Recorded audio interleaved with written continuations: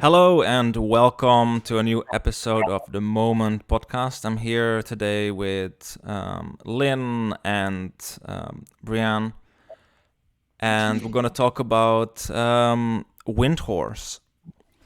Well, when it comes to Windhorse itself, it connects to the both Buddhist and Bon tradition concept, which relates to the three doors of liberation within Buddhism, but also through the the horse that symbolizes in a way the energy that the mind rides, because it symbolizes that kind of energy, that kind of life force, vitality, and awareness that it represents.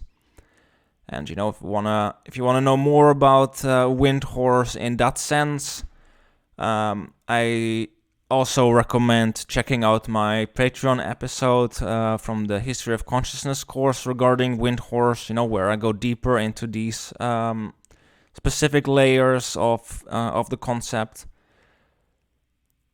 And with that said, for this talk, I wanna go wider into the concept of Windhorse as a whole. So the concept as a whole. And with that said, let's take it away.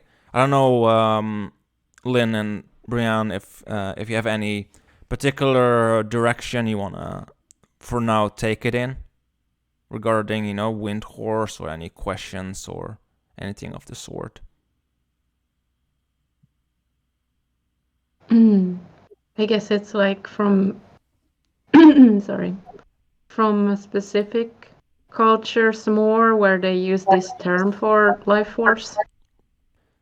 It's like, I guess you know more about it than me, but maybe you can bring some of them up. So there's like in Mongolia, Windhorse is connected to the shamanic traditions, and also within the Bon tradition, which is in Tibet. And Windhorse there kind of is connected to, it's kind of a symbol of the soul, and at the same time it represents the life force energy as well, like spiritual kind of power in that sense of the shaman is connected to it as well, where it's also it has a link to the breath as well, connecting both the more like mental and spiritual aspects within the individual with the outside world and the outside spiritual world itself, where next to that, Windhorse is also within Buddhism linked to awareness, or self-awareness in that sense. And through that self-awareness and the slow rising up of the energy connected to Windhorse, it goes through these different doors of liberations, the door of the body, speech, and mind, where the final goal regarding that in Buddhism with Windhorse and the cultivation of it would be liberation, so enlightenment basically. Where in the more shamanic traditions in Asia, it's more connected to the power of the shaman to heal, to perform magic and rituals, and to kind of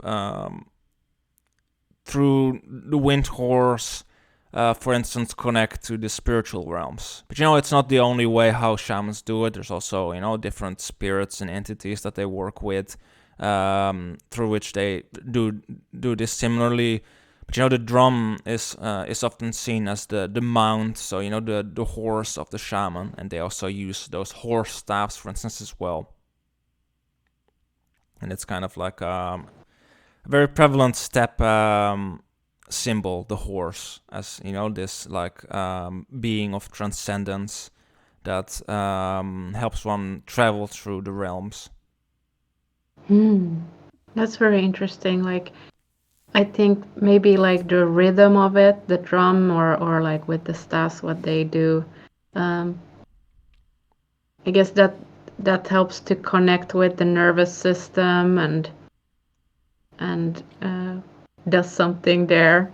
But yeah, like also would be interesting to talk a little bit about how we one or how anyone could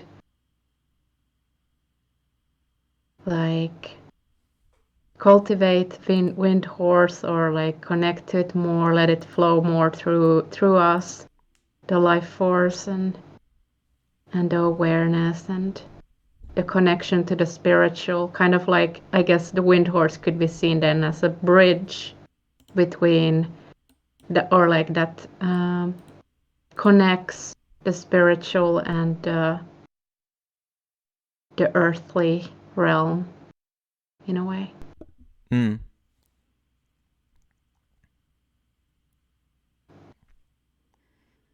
Well, regarding that, there's many different ways of how to do that.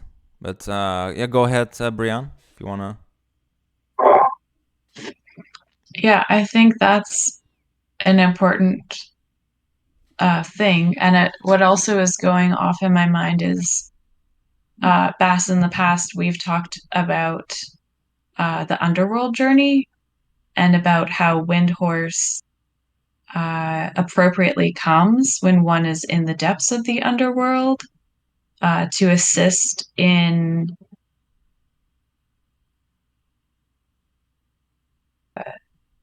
essentially ascending back up the underworld, right? Having that life force and that vitality restored.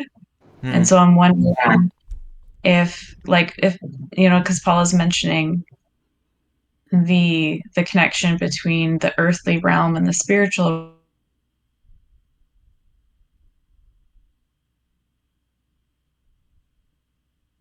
Oh, did you freeze?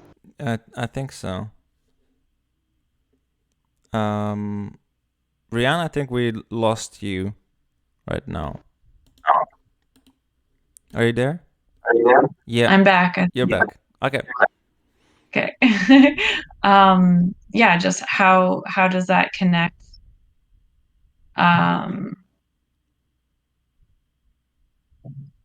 Yeah, because we can intentionally go into the underworld, right? If we're really like okay, there's things going on that is in my face, in my life that I don't like.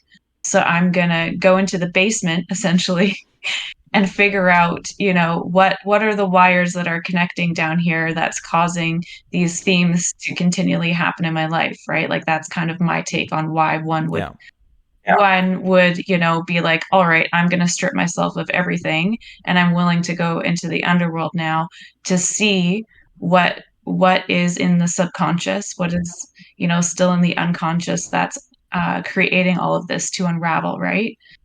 And so it's there that we really get stripped of these things that, or these illusions that are in between us and the spirit realm, right? It is a process of major disillusionment. So that's what I'm thinking when Paula's like, the connection between the spirit realm and the earthly realm. And so it perfectly makes sense that shamans who are evoking this medicine with people would be using like rhythmic beats, right? As Paula said, to like nourish the nervous system, right? Like when we've been stripped of everything, and we're in the basement, we're in the underworld, it's like having that rhythmic beat of which in native cultures where it's like that's the heartbeat of my earth. Like when all else falls, like that's what we have. to kind of regulate ourselves with.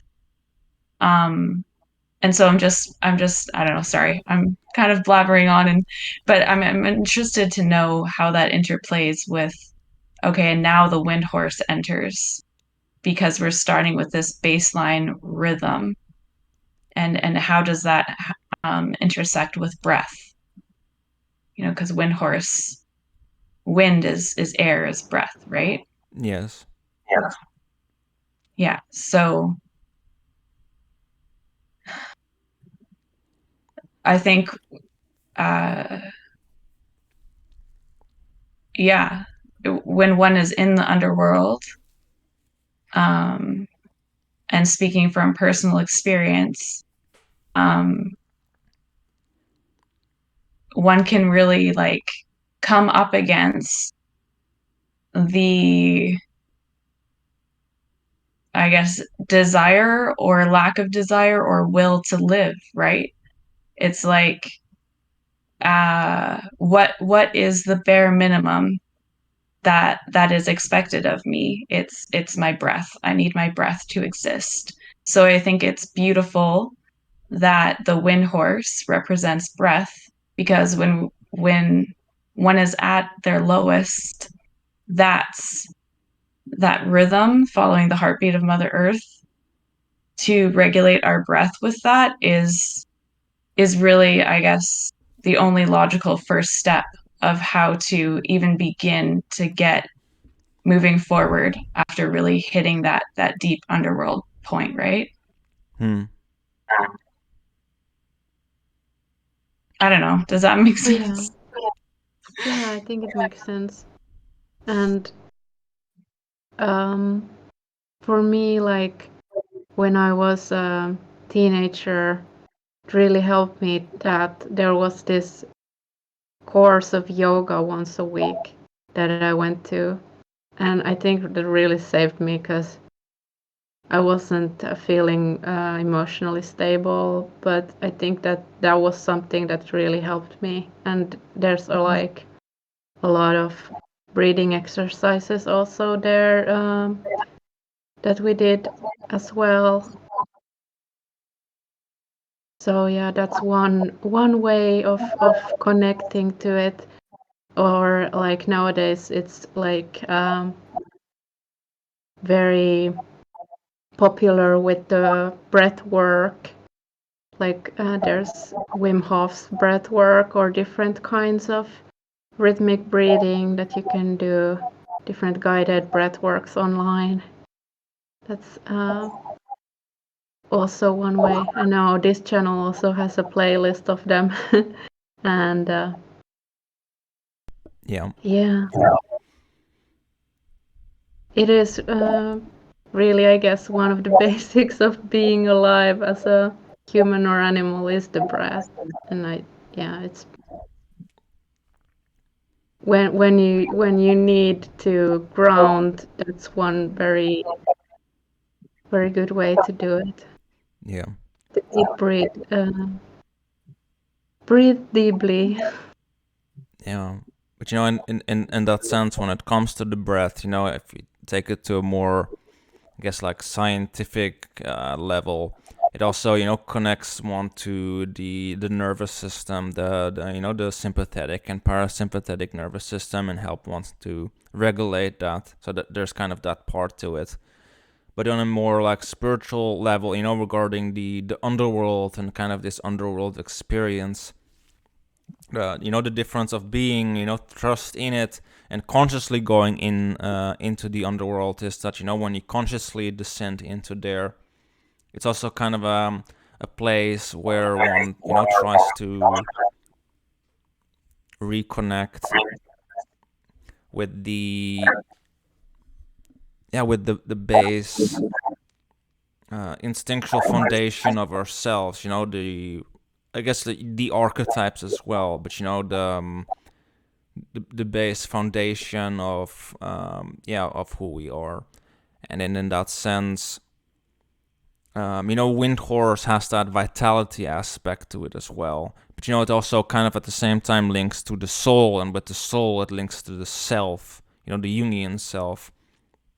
And with that said, breath work, and kind of the practice that they do regarding, wind horse and the cultivation of it, partly with the shamans, it's also connected to the idea of soul loss, and then having to cultivate the vital energy, the life force, the wind horse, to restore it to its wholeness. And that's kind of like the whole journey regarding wind horse. It's kind of to get back to that. And the journey into the underworld is also kind of a journey to meet with, let's say, for a person, just an example, you meet with with the inner child, the part of oneself that carries all of these wounds from childhood, for instance. But it's also within this inner child that that the seeds are, for this sense of rebirth and this sense of renewal, and also the seeds that connect one back, to a symbol such as wind horse, which is a symbol of the self, as much as the divine child is, for instance, as well. And it's often in hero myths, it's often when the divine child then starts to grow into the hero, that there's often the horse, like a Pegasus, in other such symbols that arise with it. And that's symbolically, in a spiritual sense, a similar symbol to wind horse. And that's kind of the journey of it. It starts small, with this small kind of seed that you're connecting to it through the breath, through the awareness that you bring to this underworld experience, to understand and connect with it, and to slowly start to transform it, because that's what wind horse connects to as well. It's the transforming of negative patterns into positive patterns of being and of relating to. And we do that through awareness, but we also do that through the breath, because we also have to regulate ourselves down. Let's say we lived in a state of high stress all the time, then our stress response has been pretty strong, and we've lived in that for a long time. So it's about cultivating that back down into a state of calm. But go ahead, Lynn. Yeah, that reminds me also of not just the breath, but also moving our body helps, because our subconscious mind, which is linked to the unconscious, so also to the underworld, that also cultivates that wind horse. If we do things like qigong or even dancing and singing, chanting, these sort of things also cultivate wind horse. And it really is bringing that body rhythm and movement, which is to start to move around those stagnant pieces that have not been faced yet. And then that is how we can then start to face what's coming up and feel through it, if it's emotions or memories, emotions. And I know that can feel very heavy, but it's in a way, it's just clearing the channel out, because then it can flow so much better, and you will have more energy when you're not carrying all of that inside of yourself.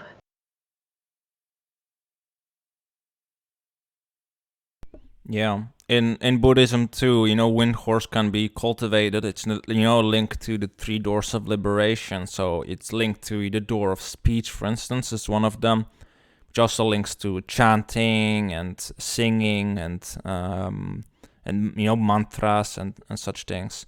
But there's also the door of the body, which links to movement and other such practices. Yoga could be part of that, qigong indeed. And then there's the door of the mind, which is often linked to meditation or any way you cultivate self-awareness. for instance. But there's also practices then that combine these different aspects in some way too. So it all depends. But it is indeed like you said, about clearing out the channel, to have a kind of a channel through the the foundations of yourself, the instinctual foundations that connect you to the body, connect you to the earth, but also the connection to the higher spiritual, and kind of try to bring these two together. Because that's what Windhorse is. It's the bridge in that sense, symbolically speaking, between these two. Yeah, to have both the spiritual awareness and compassion, and then also like the groundedness of being in our body, taking care of our body, and also enjoying life.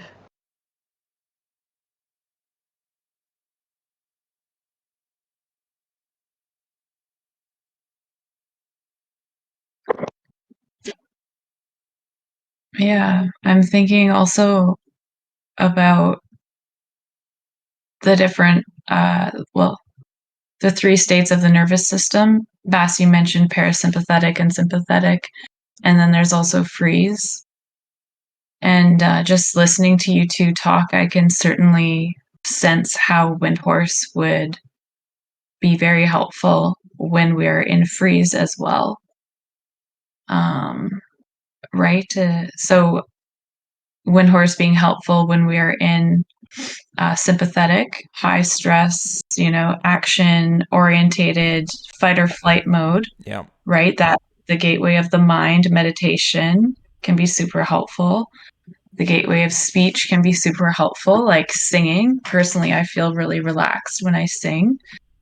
I started going to choir, and I've never yawned so much in my life. I'm just like, I probably look like I'm bored, but really, I'm just so relaxed because I'm singing. And then there's the gateway of the body, and yeah, when we're in sympathetic, sometimes it can just be like really healing to just lay down on the couch. But then there's the flip side of all of that when we're in freeze, or even chronic freeze. Like I've been in chronic freeze pretty much my whole life, and it's like, yeah, the gateway of the mind can be yeah, it can be a bit of a tricky one, I think, with freeze. Personally, when I'm in freeze, I am pretty much in my mind only. So I'm curious, like how would Windhorse help that gateway when we are in freeze, stuck in our heads? Well, in that sense, with Windhorse, it's about opening all the three doors. It's not just about focusing on one. It's about opening all three of them. And in that sense, I know with the shamans, for instance, what they do, they don't just sit somewhere and drum. No, they dance and drum. They're very active regarding that. Mm-hmm. That's kind of how they cultivate Windhorse for themselves. But, there's different aspects of Windhorse too, more communal aspects, communal rituals kind of thing in the shamanic cultures too. Connected to good luck and prosperity and well-being of the community, and I guess also the individuals, really, but that are interrelated. But that's another aspect of it. But yeah, that's kind of part of it too. Like it's it's kind of like the more, the more ecstatic kind of experiences that help you to get yourself out of this freeze response. It's kind of to reactivate the body in that sense. Yeah, totally. Yeah, through connecting those three gates, body, speech, and mind simultaneously. That makes sense. Yeah, the shamans, they normally chant and they and drum, and then at the same time, they're using their body to dance, to drum, and then well, they also go into trance states. But yeah, go ahead, Lynn. I guess like one thing is like then also like the focus or the intention of it also matters. Like if you do do a focused breath work or focused qigong present in the moment with that awareness, then that's going to bring that movement and that awareness together. That's going to really ground you.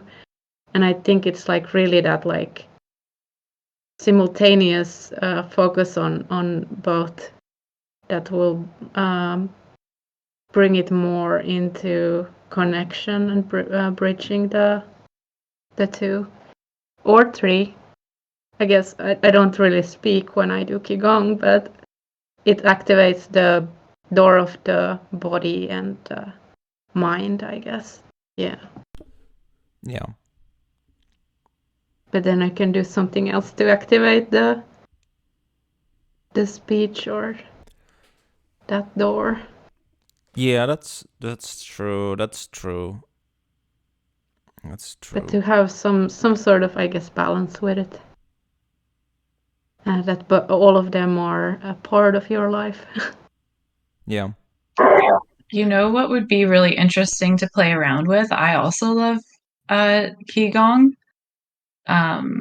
Would be to like hum intuitively while you're doing it. That just kind of came to mind as you were talking about that. I'm going to try that. And just seeing what sounds come through, like just start with a hum. Keep the bar low, see where things go. Yeah, or your favorite chant or something. Yeah. Mantras. Yeah. Yeah. But yeah, there's like I said, also a more communal aspect too regarding wind horse. There's in the Bond tradition, for instance, rituals that they do, and they also are really more connected to the interconnectedness of like the members of the community, and with life itself. So there's that kind of aspect to wind horse as well, where they do like a shared ritual together, hold a feast afterwards, well, before and afterwards mostly actually, and then there's like dancing involved and other festivities, and in an intricate ritual with a rope where that like everyone is kind of tied together, and at the same time it's tied to these rocks that symbolize kind of the connection to the spiritual world at the same time. And yeah, so there's that kind of cultural layer to it as well, to wind horse. But there's also that connection to the soul and soul loss, and as such as well. And when it comes to soul loss, it very much connects to what we would call, in our Western terms, trauma. Very much, inner conflicts kind of are connected to it as well. Nightmares can be indicative of that. Depression, kind of like lack of energy, and within the shamanic context, that's kind of then indicative of being disconnected from parts of the soul, and kind of and kind of indicative of like a lack of wind horse too, because kind of like the full amount of wind horse one would really have if one would be completely whole. All the parts are part of the whole soul puzzle again.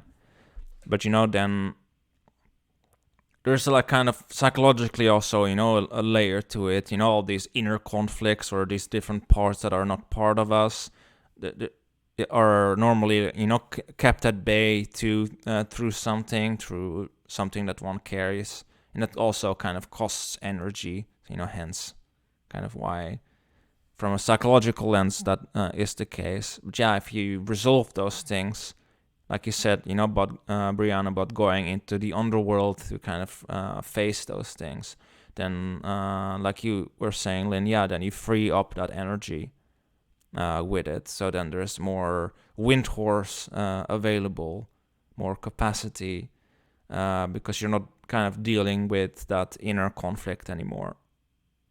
That has been,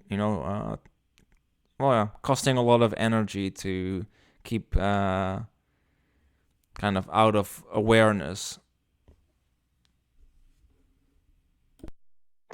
Wow, thank you so much. That was brilliantly said. Yeah, no problem. Yeah, it does. It costs so much energy to, yeah,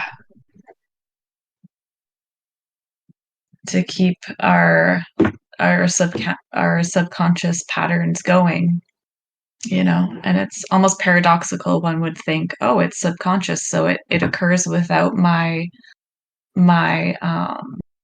intentional awareness, right? So how could that possibly cause me so much energy? But it's like it does, because it creates so much havoc in one's life when it's being lived out unchecked, right? And without the shining the light of awareness on it. Yeah, but not only that, but sometimes it also causes conflicts between one's authentic self or different aspects of the self as well. So then there's kind of the unconscious is occupied with trying to balance it out at all times. To kind of yo-yo between two different states, or between try to find some kind of balance between two different conflicts that are occurring, like one desire for I guess particular safety or isolation because of this particular trauma, but then there's the need for connection, and then you have this unconscious conflict between the two. And then and if it's unconscious, then the unconscious has to somehow contend with these two conflicting things, and that then takes up a lot of energy to try to keep it kind of balanced enough so that you have kind of a balance. Like it's kind of like it's trying to keep the water smooth enough so that the ship that rides it, the ship of one's ego consciousness, isn't like overwhelmed constantly by some storm. So it's trying to keep it like chained to the bottom of the ocean, to keep it from constantly clashing, to create like some massive storm. And that chaining and needing to keep it tight down costs energy.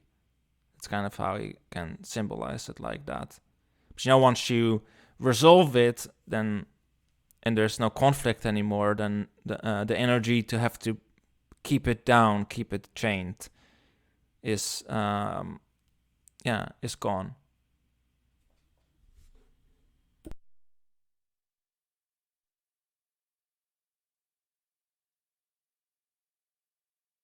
Yeah.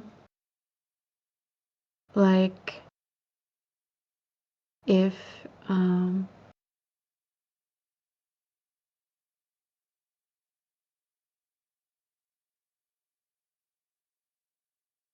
I guess with the like if you have to like recognize if there are like some beliefs that are operating in your subconscious that are not actually true even, but that kind of then subconsciously affect how you live your life, and to become aware of those beliefs and patterns, and then to reassure, like, I guess can be your inner child about, like, oh, this isn't true, and to build a different belief and a different pattern based on that belief is then like how you start to work on replacing that. It doesn't happen like in an instant. It takes some practice and time to change these patterns, but it's possible, and it's very great to see, like, notice, like wow, that my life is starting to become more authentic and meaningful, because I'm challenging these subconscious beliefs that are no longer serving my life and that are holding me back, and I'm building something different. And yeah, cultivating wind horse in these different ways that we mentioned, that's like going to also kind of push these things into awareness, kind of like you don't have to even go looking for them so much. They're just gonna kind of, because there's more of that movement, and it's gonna start to stir the pot, and the things are gonna float up, and you can look at them and like, what is this? Like, what is happening?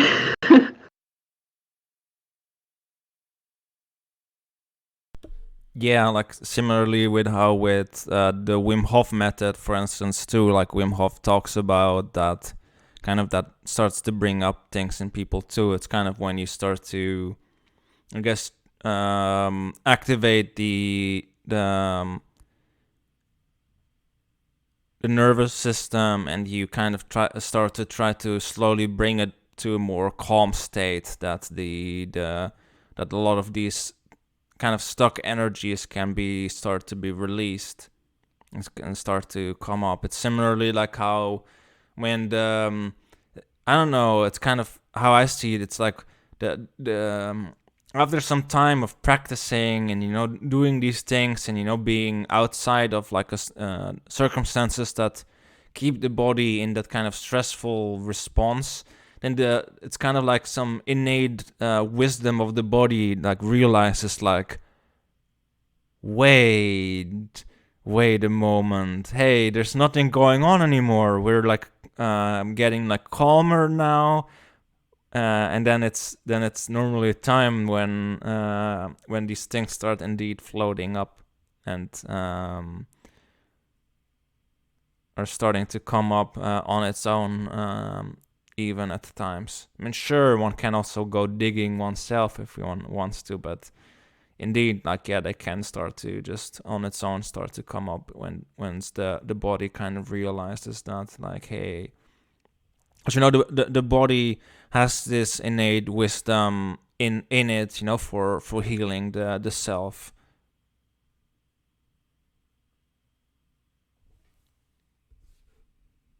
Yeah, that reminds me also of, like, that I've noticed from my own experience that many times, if different emotions have been suppressed for a long time, for years, even from childhood some of the time, then before it kind of gets to the surface fully, it might appear as like a pain in the body, like it feels like a pain in the body.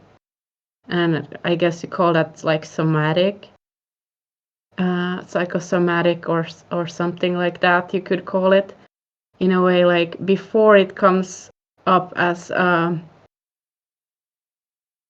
emotion, then you feel it first as a sensation in the body. And a lot of the time it's pain in the back or in the hips or I've had it in the arm too, and it's like very surreal in a way how that feels like. And then at some point when you're able to feel into the emotion itself, then that physical pain, like it's relieved at the same time as you can have that cry and actually feel through that. And I think that's like very interesting how I guess then that pain is first like a sign of something is it's trying to come up, and then when you're able to feel it, then it's released from the body. That's at least my experience. I don't know. It would be very interesting to hear from people in the comments or anywhere, like how you guys experience this. Yeah, I very much so experienced that. Yeah, a lot, all the time in different ways, and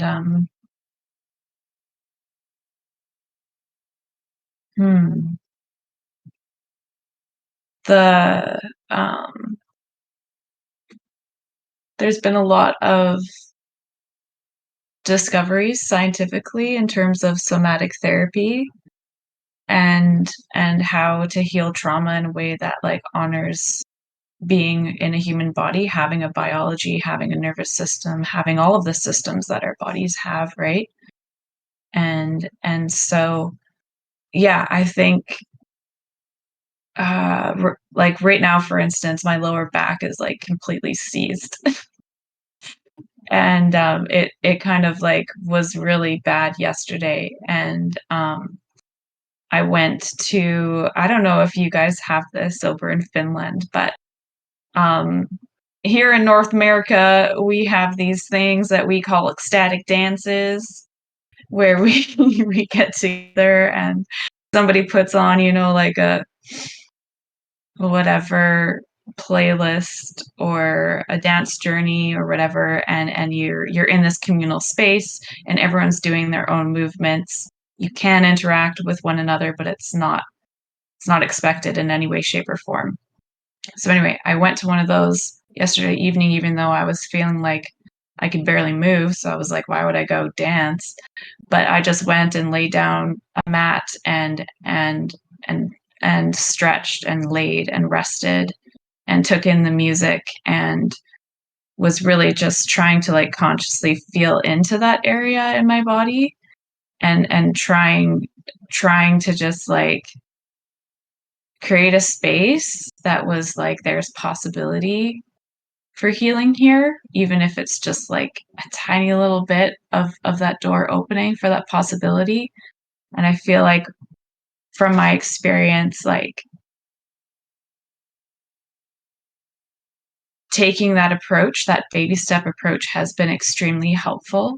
Taking the approach of like, oh, I feel a pain in my body, so I'm just gonna like rush through and try to feel my emotions and like, you know, just let this pain be gone. Like when I come at it from that angle, it's like, of course it never works. You know, you can't come with an agenda of like, oh yeah, I'm just like gonna feel you so that you go away. You know, like it's smarter than that. And so yeah, it's long story short, what I'm saying for me personally is um yeah, with the way that my body speaks to me, I feel like I have to take baby steps with it, and I feel like it takes a long time for uh for it to clear. But that's just me. I'm learning a lot about it right now, and it's very fascinating. Oh yeah, it does take time, and it's Mhm. I guess it's like about also like learning patience with yourself and compassion and giving yourself time and presence, and that really usually is what helps you to be able to feel it like in small steps too. Like you don't have to do it all at once, that would be too much, but you can always be there for yourself and feel into some of it. There's a reason why it got suppressed. It's because it's kind of overwhelming stuff. So it is like good to be patient and take your time. Yeah. Yeah, I don't know. For myself, I would say it depends. I sometimes have pain. Sometimes, I guess, generally, I just feel very tense. I'm just very tense, and I'm just like meh. And then the emotions come, and then I just go like okay, and then I'm like okay, let's come in. Let's do this. And then I just sit there and go like okay, and then just try to sit with it. It doesn't always work. Sometimes it's a bit overwhelming. It depends kind of on what it is. But yeah, it's kind of part of the that's kind of part of the journey. That's kind of from my experiences that I've had, like I don't know, I guess the last year especially. But yeah, it depends. It kind of depends. But I think, Windhorse in this sense, is here very much the symbol of being able to sit with it, with with self-awareness and without, judgment, with these emotions and with and to kind of sit with them. But, that's also something that's kind of cultivated over time. Initially, it's speaking from experience, it's very difficult, and you just might go like, no, no, no, I don't want to feel this. But then over time, you learn to slowly be able to sit with it. That's an entire process. That's kind of where cultivation of Windhorse kind of comes in, to cultivate that mindfulness, or that that kind of space to be able to sit with it, in that sense of self-compassion indeed.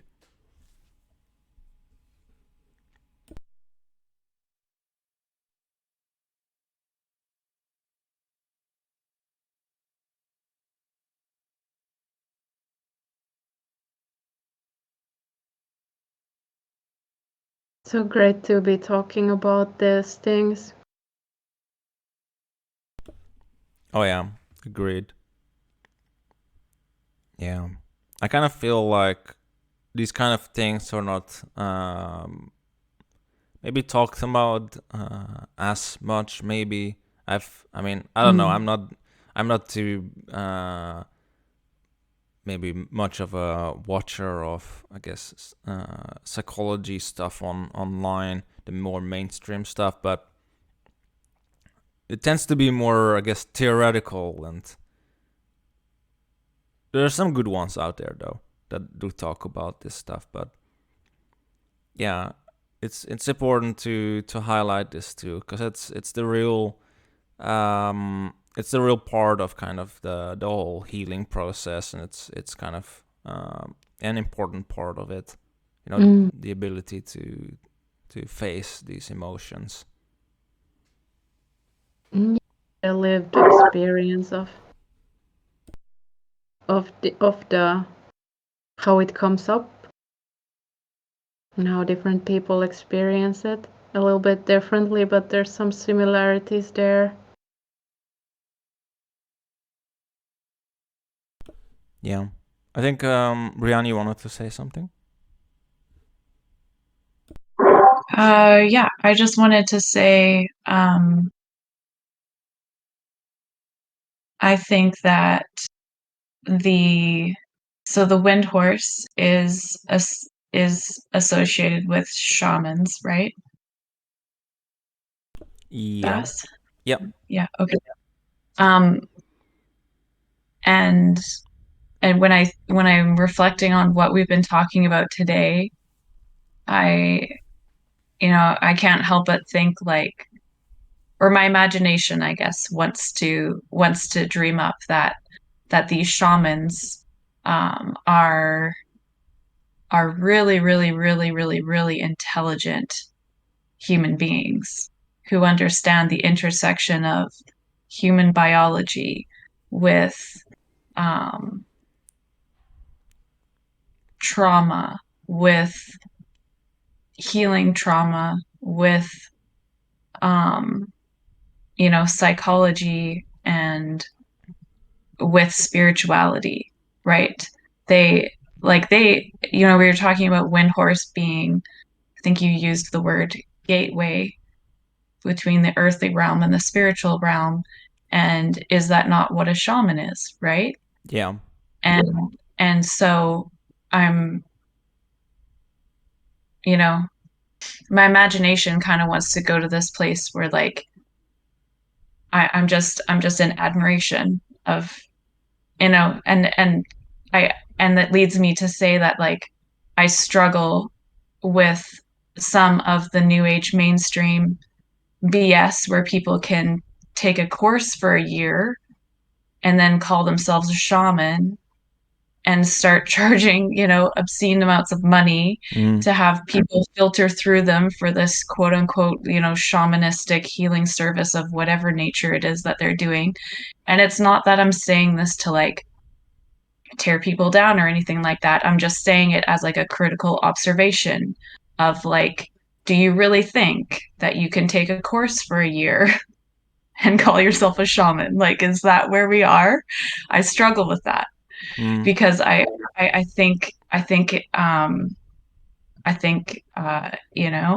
there are still cultures in the world where they are practicing shamanism to the degree where the shaman may never even themselves call themselves a shaman, and yet they have dedicated decades of service to learning about human biology, to learning about trauma, and of course they might not be using these terms. These terms are of my culture, but in any case, they're learning all of this. They're learning this holistic field of human body energy, what it is to be a spirit and a body, right? And to be on our healing journeys. And I think it's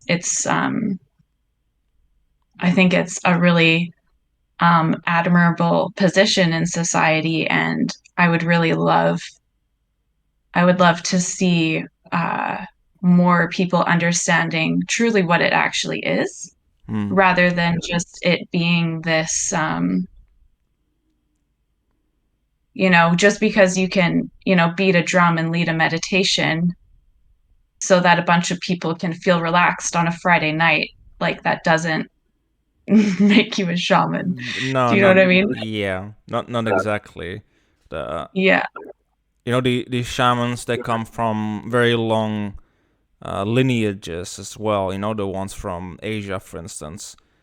And those go like, I mean, with some of them they go back to like the Neolithic.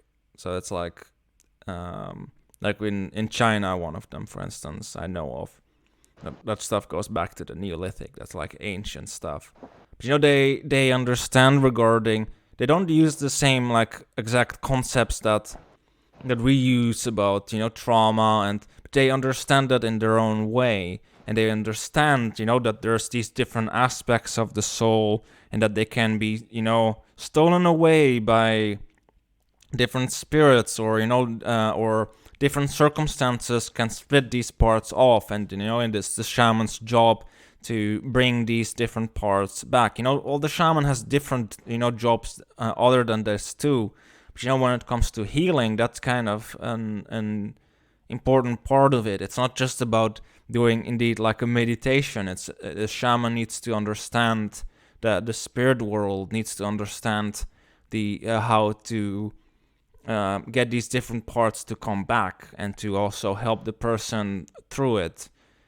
Because it's not just the shamanic journey and that's it. No, the shaman helps the person, and the person tends to come many times to the shaman, and to help them through the entire process till the part is back. Because that's the whole goal. The part needs to be returned, and the person needs to there's often a lot of emotions involved too in these soul retrievals. that the person is screaming or crying, or despair can come up, or whatever is connected to it, and then the shaman holds the space for that, and tries to bring that peace back. And that's what the shaman does, and that's really how Nick from True World Shamanism, I think, would kind of put it. That's the real dirty work of a real shaman.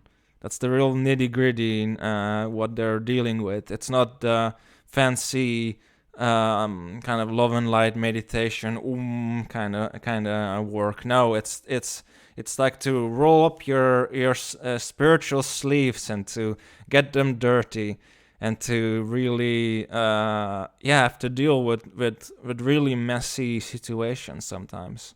That's the real work. From what I've seen, that these shamans in the shaman group that I'm in, that what they talk about, and you're right, Brian. There's, a lot of respect for them, for the work that they're doing with other people. I've done some of this work with myself, but with doing it with other people, that takes a lot of dedication and expertise, and indeed knowledge, that's been passed down through many generations with them.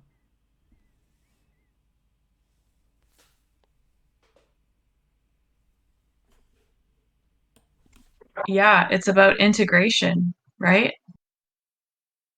Shamanism is about restoring the fragmented aspects of the self or the other, right? Depending on whatever. Yeah. So it's like, it's not about doing the fancy 1 hour mantra with the whatever instruments we got going on, and everyone pays their $30 and leaves feeling love and light. It's like, no, where's the integration? Something, we're all in a constant state of being fragmented and inviting those parts home, right? Some of us more consciously, effortlessly doing that than others, but it's like, yeah, a true shamanistic work is about that integration, right? Like they're not gonna stop working with that person until that integration has been fully completed. Otherwise, it's really sloppy, and it's actually dangerous spiritually, mentally, emotionally, physically, to that person, to just leave things hanging up in the air like that, right? Yeah, it's a big responsibility. Yeah, like you said, that's basically, Lane, what you said. It's a big responsibility. But I guess the the initiation to become a shaman starts with integrating these parts in yourself. And that's how they start to learn about it. It's through experience, direct experience for themselves first. And then that's what really starts to prepare them to be able to help others. If someone hasn't integrated some specific element of themselves, then probably they can't help others to integrate that element either. So it's really about for the shamans to do that first for themselves, and then and that's really kind of links it to the wounded healer archetype too.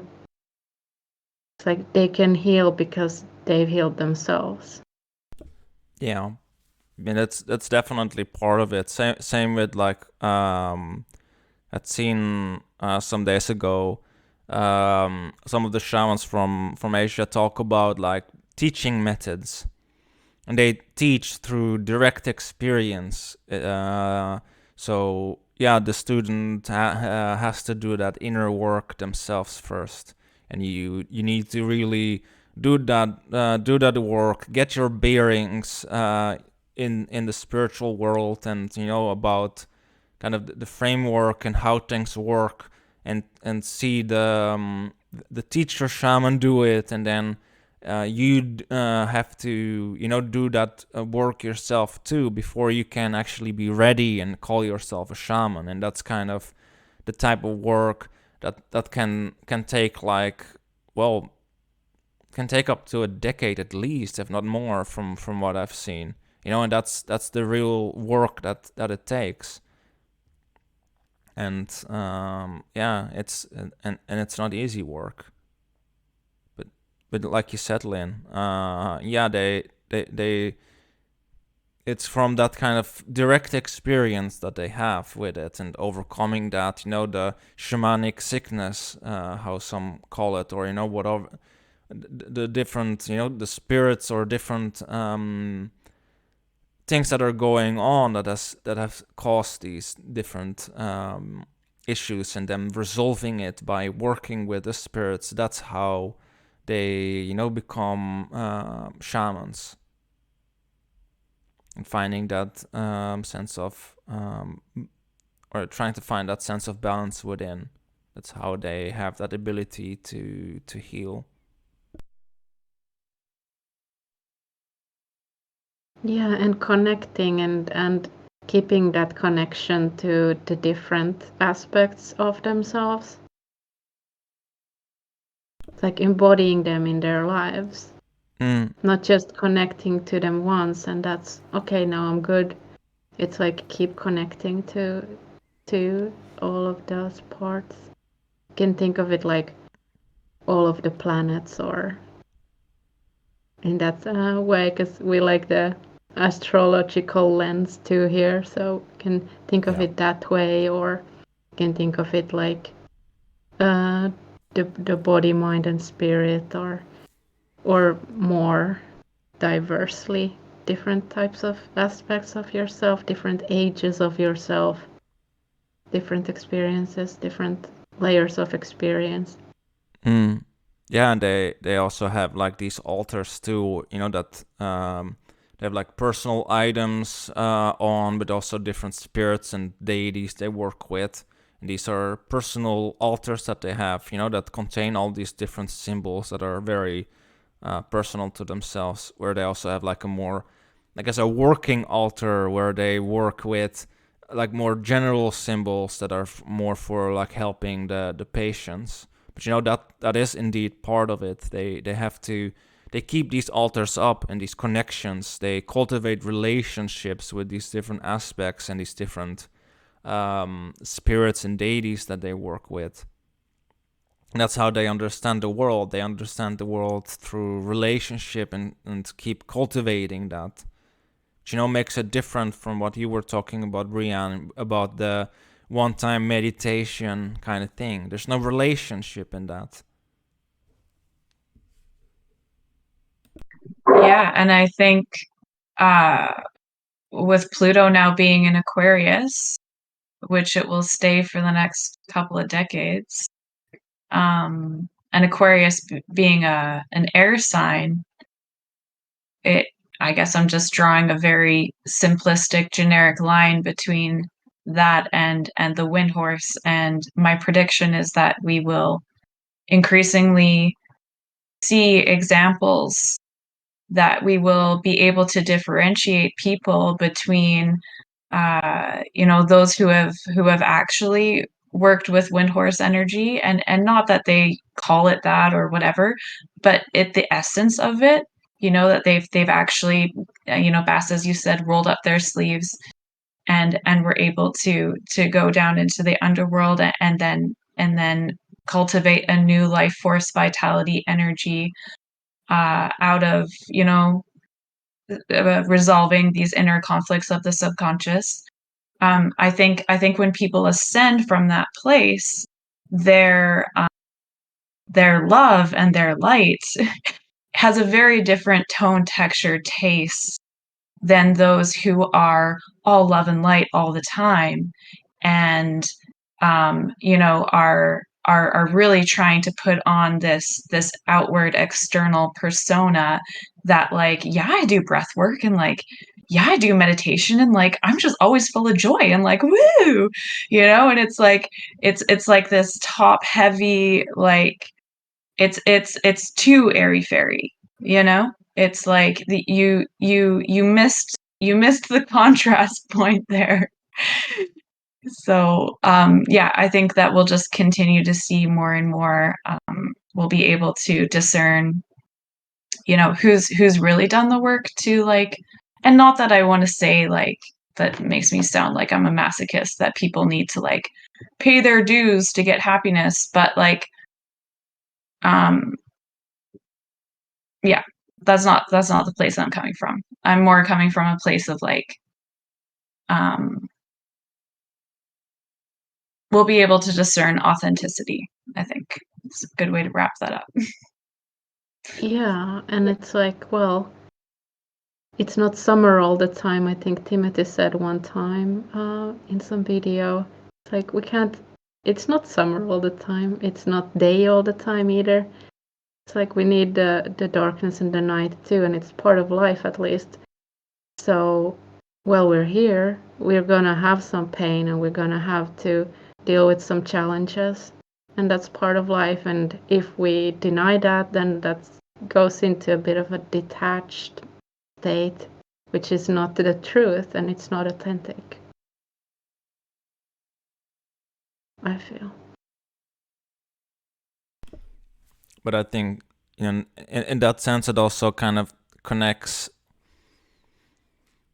with a sense of this kind of love and light thing that then it kind of is kind of like this cultivated persona that they have kind of also rests upon it, yeah, kind of a facade of sorts, because there's still these underlying things happening there, if one hasn't faced it.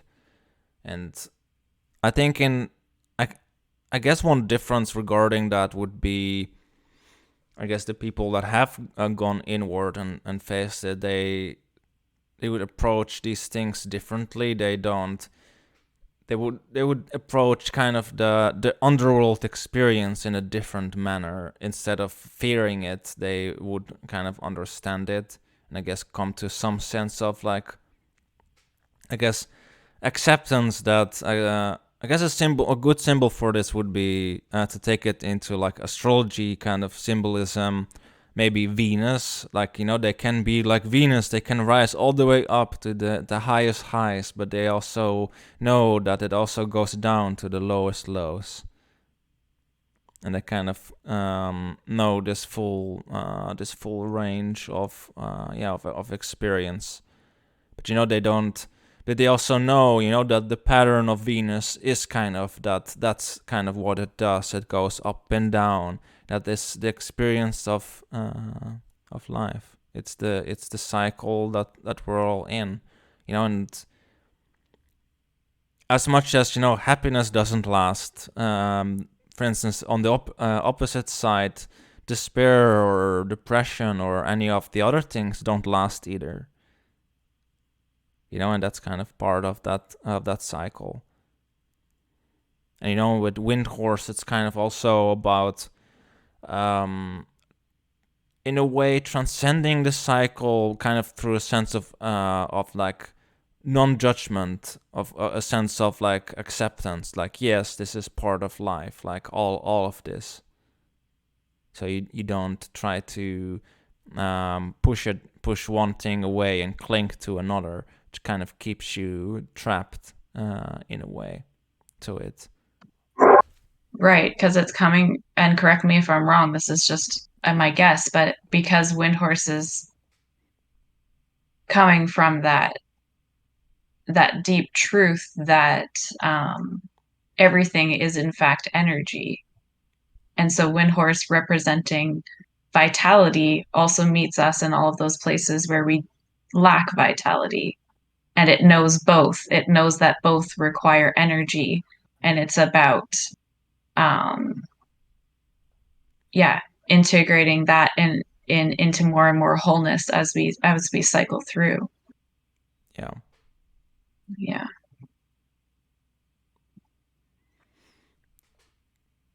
Yeah, I think this is a super interesting timing for this talk because um, I'm just going to interject some astrology here. Okay, go ahead. So last summer, Mars and Venus were almost conjunct. They were within degrees of each other in the sign of Leo in June, July, and then Venus was like, "Oh, we got some business to do first," and was like, "Okay, I'm gonna go retrograde. I'm gonna go on my underworld journey." And so she embarked on that in the month of August, and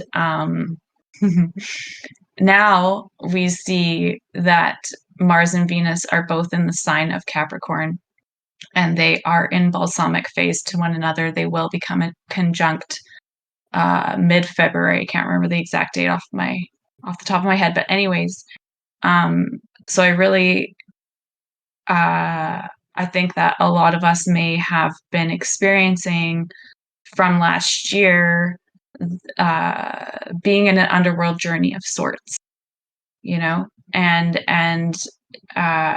now being, looking at where we are astrologically now, sort of feeling like these same sort of themes are coming up, but there's a different level of awareness because Venus is no longer retrograde. She's no longer in the depths of the underworld. Astrologically, she has already risen as the morning star and is on her journey, forward. But this relationship with Mars, them being in this balsamic phase relationship, can be bringing up these themes for their true and final integration. And so I have really been feeling like that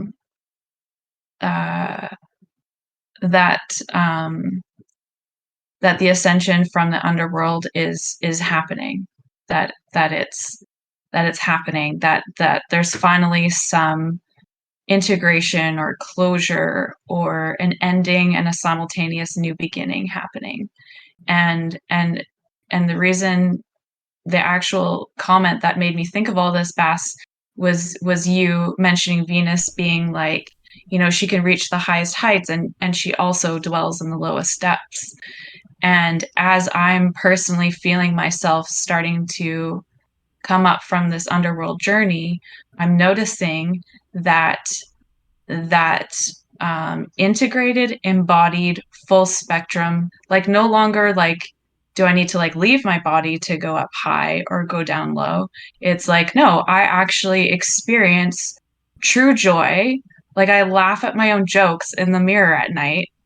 And then the next morning, like something happens, I get triggered and I'm like on my face crying again, and it's just like, it's this so able to be in both sort of states in a very embodied way, and that the integration is happening quicker because it's like, I'm moving through these states and I'm there for myself and my body, and it's all okay. So yeah, I just wanted to share that little personal observation. Thank you.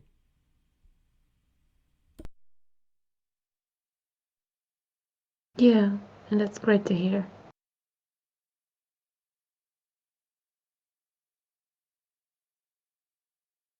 I guess like also they're gonna go over Pluto on their way to the Aquarius conjunction. That's I guess some transformation also with that to bringing the first conjunction with Pluto, since it's been in Aquarius, maybe, or a little, at least this year, the first one. I don't know. Did they go? They weren't maybe together last year when they went over it.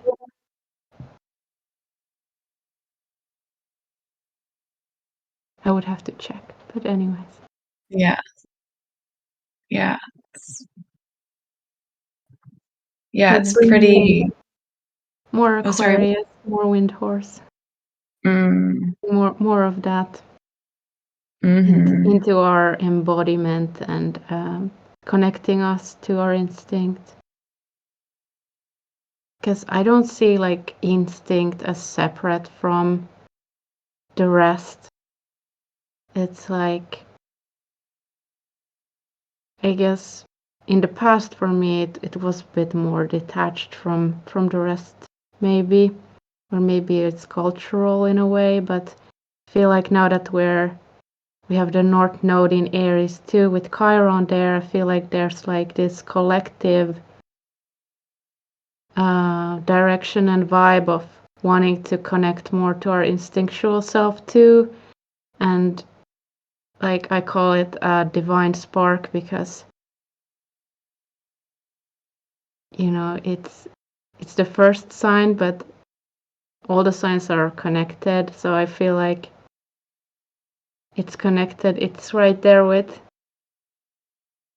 Pisces. So I feel like Aries is a divine spark, and I think like that kind of also grounds that divinity and that soul level of our being into the instinct, if we think of it that way.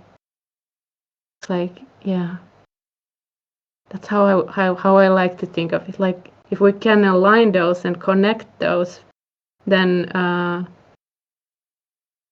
that's really I guess then we have the connection to that full spectrum in a way.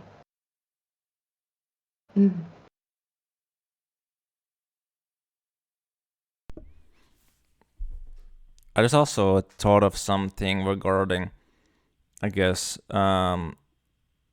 something connected to a similar symbol to wind horse. It's more Indo-European, but it's at the same time connected to Venus. So so in the Indo-European myths, there's the divine twins. There are two kind of like I guess warrior types that ride horses, and one is symbolized by the morning star, and the other by the evening star, connected to Venus, and their shared symbol as when they come together is a horse. The horse that then transcends and rises. And there's like a cycle too, regarding one stays in the underworld, and then the other one stays in Olympus with one of them, one of these stories.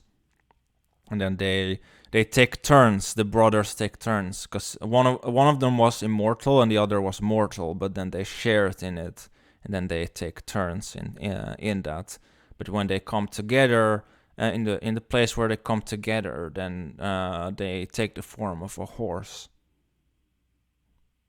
Found I don't know. I thought of like it's maybe some nice symbolism to tie all this Venus and wind horse together. I love that. Thank you so much for sharing. I love that symbolism. Yeah, and it's connected to Castor and Pollux from Greek myth specifically. That's connected to, but it goes back to much more ancient, like Proto-Indo-European, like divine twin kind of myth stuff too. So it kind of pops up in all kinds of various cultures. Vedic, Norse. You have Sleipnir too. That kind of symbolism. Odin's horse. Yeah, Odin's horse. But it's also often connected to Venus as well. Kind of that's kind of Venus symbolism, and as much also to the Great Bear. The Big Dipper too. There's generally is that interconnectedness in these old myths between horses and the divine feminine as much as the masculine, and kind of bringing that together. and as a symbol of the soul regarding wind horse, it kind of makes sense. It brings, the mind and the body together. It brings the spiritual, the earthly together as much as the masculine and the feminine. All these different opposites, bringing all these different aspects into itself. Connecting them. Yeah. It's kind of like you said, Castor and Pollux too, and that's like the bright stars in Gemini constellation, I believe. Too. Yeah.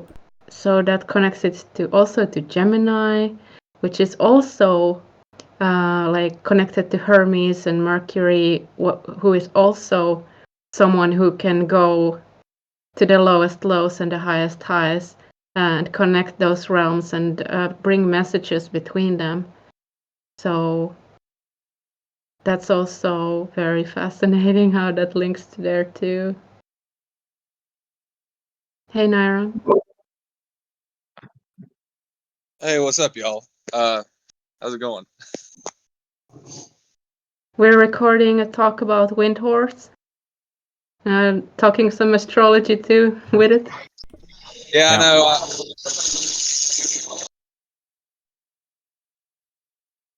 Sorry about that. Yeah, I know. I'm late. I wanted to try to make it today, and anyway, hello. How's it Hello. going? How far are you in so far? How long you guys been talking? Bit over an hour. Okay. Yeah. Right on. Yeah. Hour 20 minutes, something like that.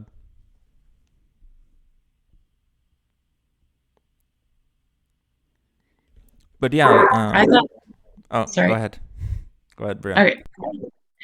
I am a fan of looking up definitions of words because I feel like right now would be an opportune time for me to read the dictionary definition of transcend.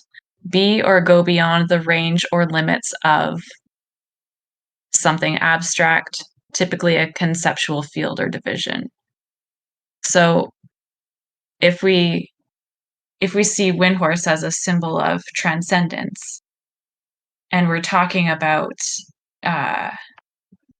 it being a gateway between the underworld and being in, I don't know, what do you call it, the above world, I don't know, I suppose. And the middle world.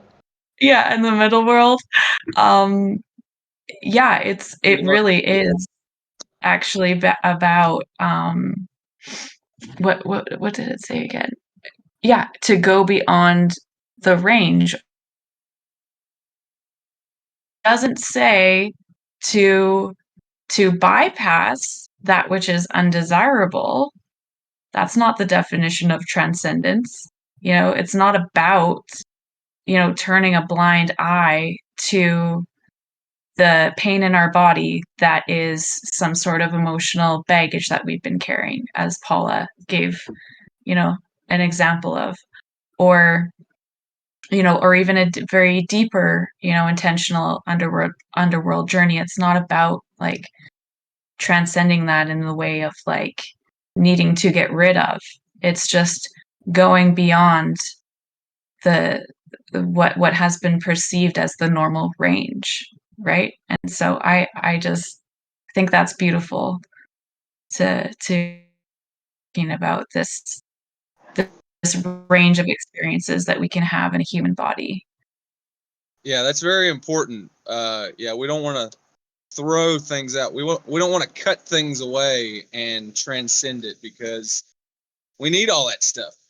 We have that circuitry or software installed in our DNA or whatever for a reason. And very, very often I see, people since the 60s trying to do this transcendent thing, ego death, dissolve your ego, get rid of your ego. I'm like, that is the worst thing in the world you could do. You don't want any one thing like your ego or super ego to be in control. You want to be like in a balance, because your ego is a defense mechanism to help open up a good future for yourself. And if everybody's dissolved their ego, no good futures are opening. It's over. They've transcended, humanity, and you become something that can't open up doors anymore. So yeah, I think that's very important what you said there. I agree. We need the ego to take action, yeah. Indeed.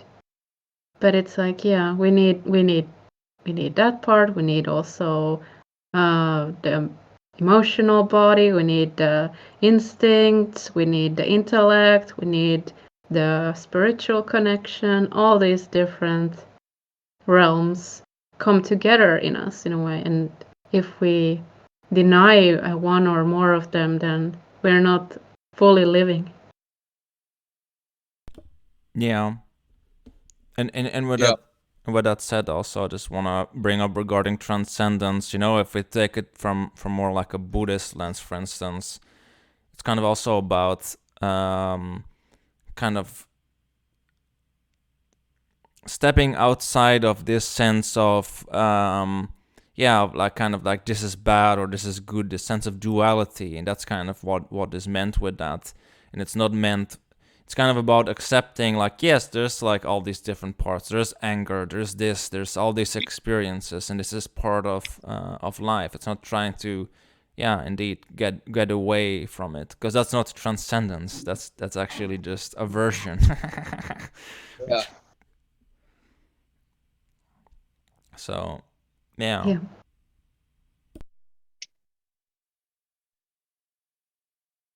Yeah, it's actually more repression or suppression, right?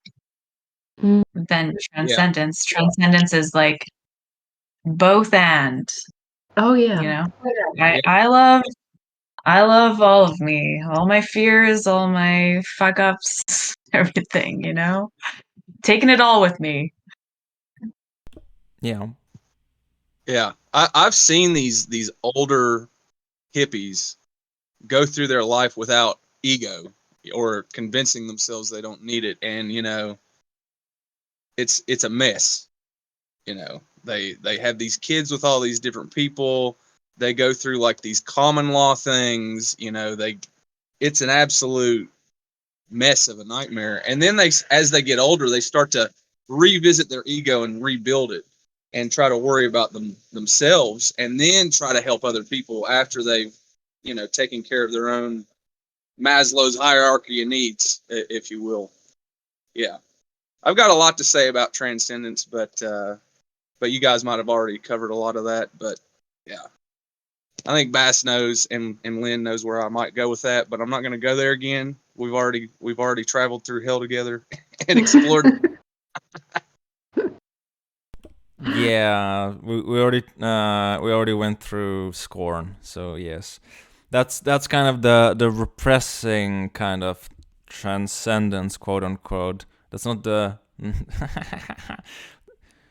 I don't know. That's just a weird thing. Like certain things can get so, I guess, lost in translation, or people just misunderstand these concepts, and then it becomes some really weird, detached thing. Loses its grounding.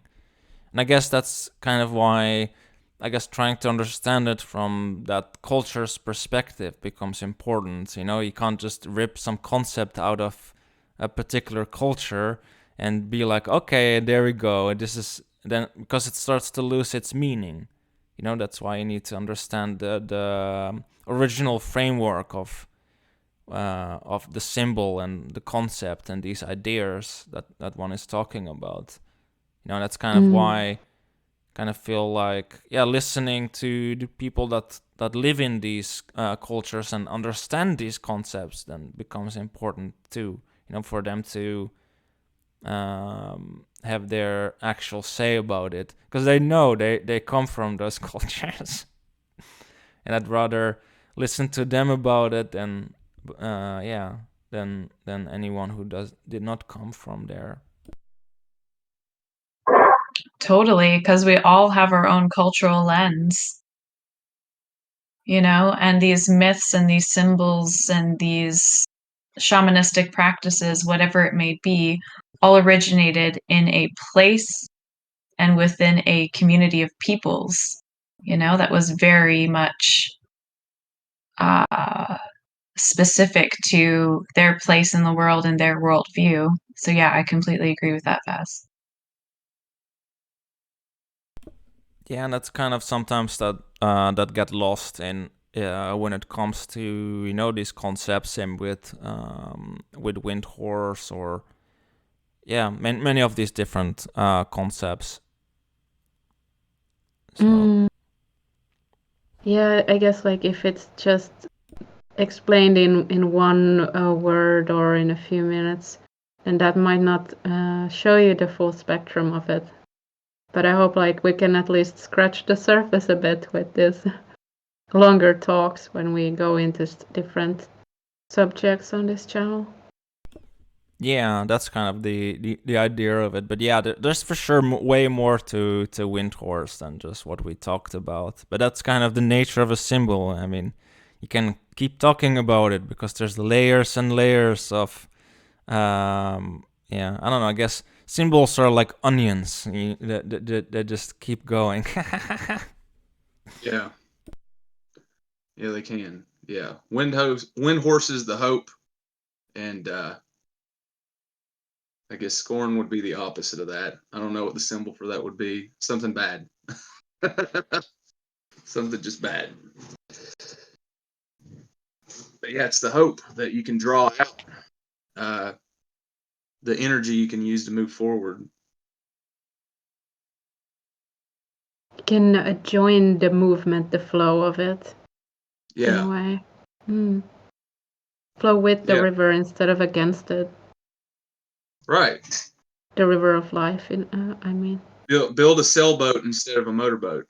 You use the wind to help you along. Go with the flow of the river. Then you just need a rudder. You don't need oars. You just need something to control when you want to get off the stream to where you're trying to go.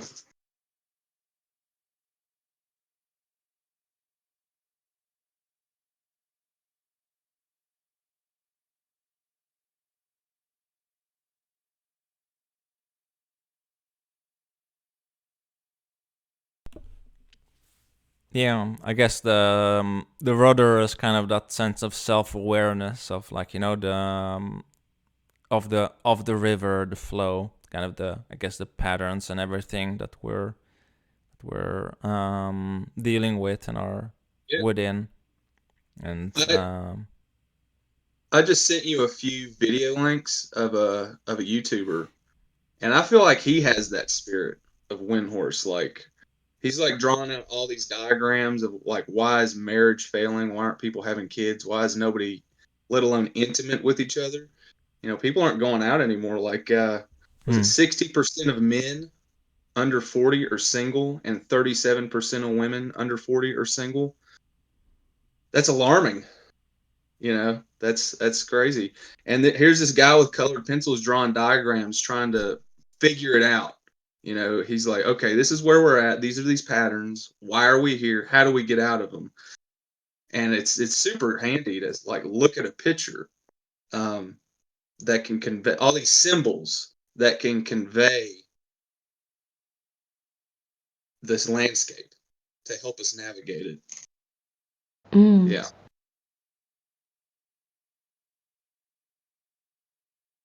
Yeah. Like, people are starting to do that with YouTube. I think, here soon in the next 5-10 years, these influencers and, people that are just trying to get you to be like an alpha giga chad or whatever is going to fade away, and people are going to start getting real with each other. We're going to start having real conversations about what's going on, because we're in this super inflated ego thing.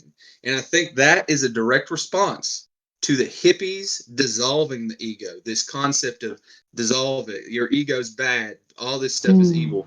So there's this reaction in a hyper masculine way to become this giga chad alpha male, or a woman being like super egotistical with her looks and all of this. So it's both sexes are doing this inflated ego, and it's taking over. It's bad. That's dangerous. We're not having real conversations anymore. I think like that might be actually like almost like a shadow possession in a way. It's like they Exactly. put the ego's been culturally pushed so far away that it starts to just become like Rebellion. yeah, it's like it has a mind of its own. It just goes reckless because it's not integrated into the full personality. It's just a free agent. Yeah. And instead, like if we integrate it so that it becomes just like a part of our personality, which is like, yeah, it's useful to have an ego, to be Yeah. a person, a specific person with a specific flavor in life, because it then people can recognize you and know what you're like, what you do. You have some consistency. Yeah. Yeah, so it's very good to have an ego, but it's like if you instead push that into the shadow, it might take over and start to become like too inflated. So Yes. yeah, that's I think what you're talking about with these some of the people. It's even in music, rap music has really taken over, in popularity. And, a lot of these rappers call themselves God, like Charlemagne the God. And then you'll listen to their lyrics, and it's a constant inflation of their ego, talking about how great they are. They're unstoppable, unbeatable, undefeatable. They get all the women. They don't call them women. They call them, the B word or the H word, So there's the degradation of I'm better. Everybody else is crap. Worship me. Um, Overinflated ego. So yeah, I think you're right. I think it's a shadow in rebellion against the sort of hippie thing that we were doing for a long time of get rid of your ego. That's bad. You're evil. You're hyper masculine even, or you're misogynist if you have that. So there's this total imbalance that's taking place now. That you really do have the sort of misogynist god complexes coming out of a lot of people, including women. That want the worship on the Instagrams or the OnlyFans sort of thing. So yeah, and it's gonna pop. The bubble's gonna pop. It's gonna collapse. People can't go on like this. They can't go on like this. People are going to get older. They're going to lose, their looks. They're not going to be able to rap as quickly about how great they are, and they're going to start to realize. I think one of these arcs that I witnessed is with Mike Tyson. Mike Tyson used to be one of the most egotistical fighters there are. So much so that he bit a guy's ear off. He stopped doing, sportsmanship, and he's like, I'm going to eat you. And he started, thinking about it. He did some psychedelics. I think he wore his ego down a little bit to where he was back in a balance. Now you listen to his podcast. He's like a really nice guy trying to understand and not be a violent guy anymore, not have malice in his heart. He's friends with Evander Holyfield now. They buried the hatchet. I think we're going to see stuff like that happen with a lot more people in the next 10 years. Because it can't go on. We can't go on like this. We're all so sick and lonely. It's just not working, I think there's hope though, because like, okay, I guess it's like sad if people aren't finding each other. There's so many singles, but at least there's like there's a variety of place to look and see if you can find some people to grow together with. Yeah. Well, I think that's going to largely be abandoned, like internet dating. I think people are going to have to start looking locally again. I do. It just that's not working out either. They'll hook up. It's hookup culture. They'll have sex with each other and then they'll swipe again. And just move on. And it's like like a single user or a single serving friend. Or a single serving boyfriend or girlfriend. I don't know how you get around that other than you're meeting people locally, and you can only do that so many times before you've alienated everybody in your town, and you can't you can't do that. Yeah. We talked about it earlier a bit, like that it's about like building relationship. Yeah. like with ourselves, with each other, and especially like locally, it would be great to do that more. Yes. And that would like make our lives a lot more grounded. Yeah. I think Brianna, you wanted to maybe say something? I was just gonna say that relationships, by and large, generally speaking, haven't been working out for some very good reasons, and I don't necessarily see it as a negative thing that there's so many single people right now. I think that we're in a time where people are realizing that life life can be better single than in a relationship that is toxic, Yeah. abusive, or not the right fit, even just, putting a low bar on it. And so I think that everyone right now is like rethinking relationship, right? And it starts with, as Yes. Lynn said, like relationship with myself, and how does my relationship with myself and the transformations happening inwardly affect my relating with others. Yes. And so I think that is just indicative of like a real shift happening, right? It's like people are tired of, keeping on with the keeping on and staying in the Yeah. marriages just to get to that 60th wedding anniversary. It's like, no, I want to get relationship right, and this is not right, so I'm going to be But single until I find right relationship.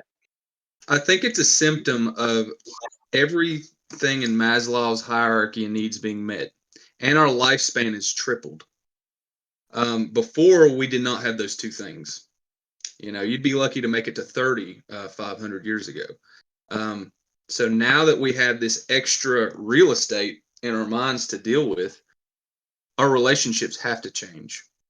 They have to change. And I think you're totally right. Everybody is taking stock and trying to figure out, okay, what is this brain and all this extra programs and software that we have, and how can we maximize our hardware? We're at that point. This is a renegotiation, and we have to do it, yeah, because people are killing themselves. They're getting divorced and they're blowing their brains out. Like, this is clearly not, is way better to be single right now. Yes. So how do we fix that?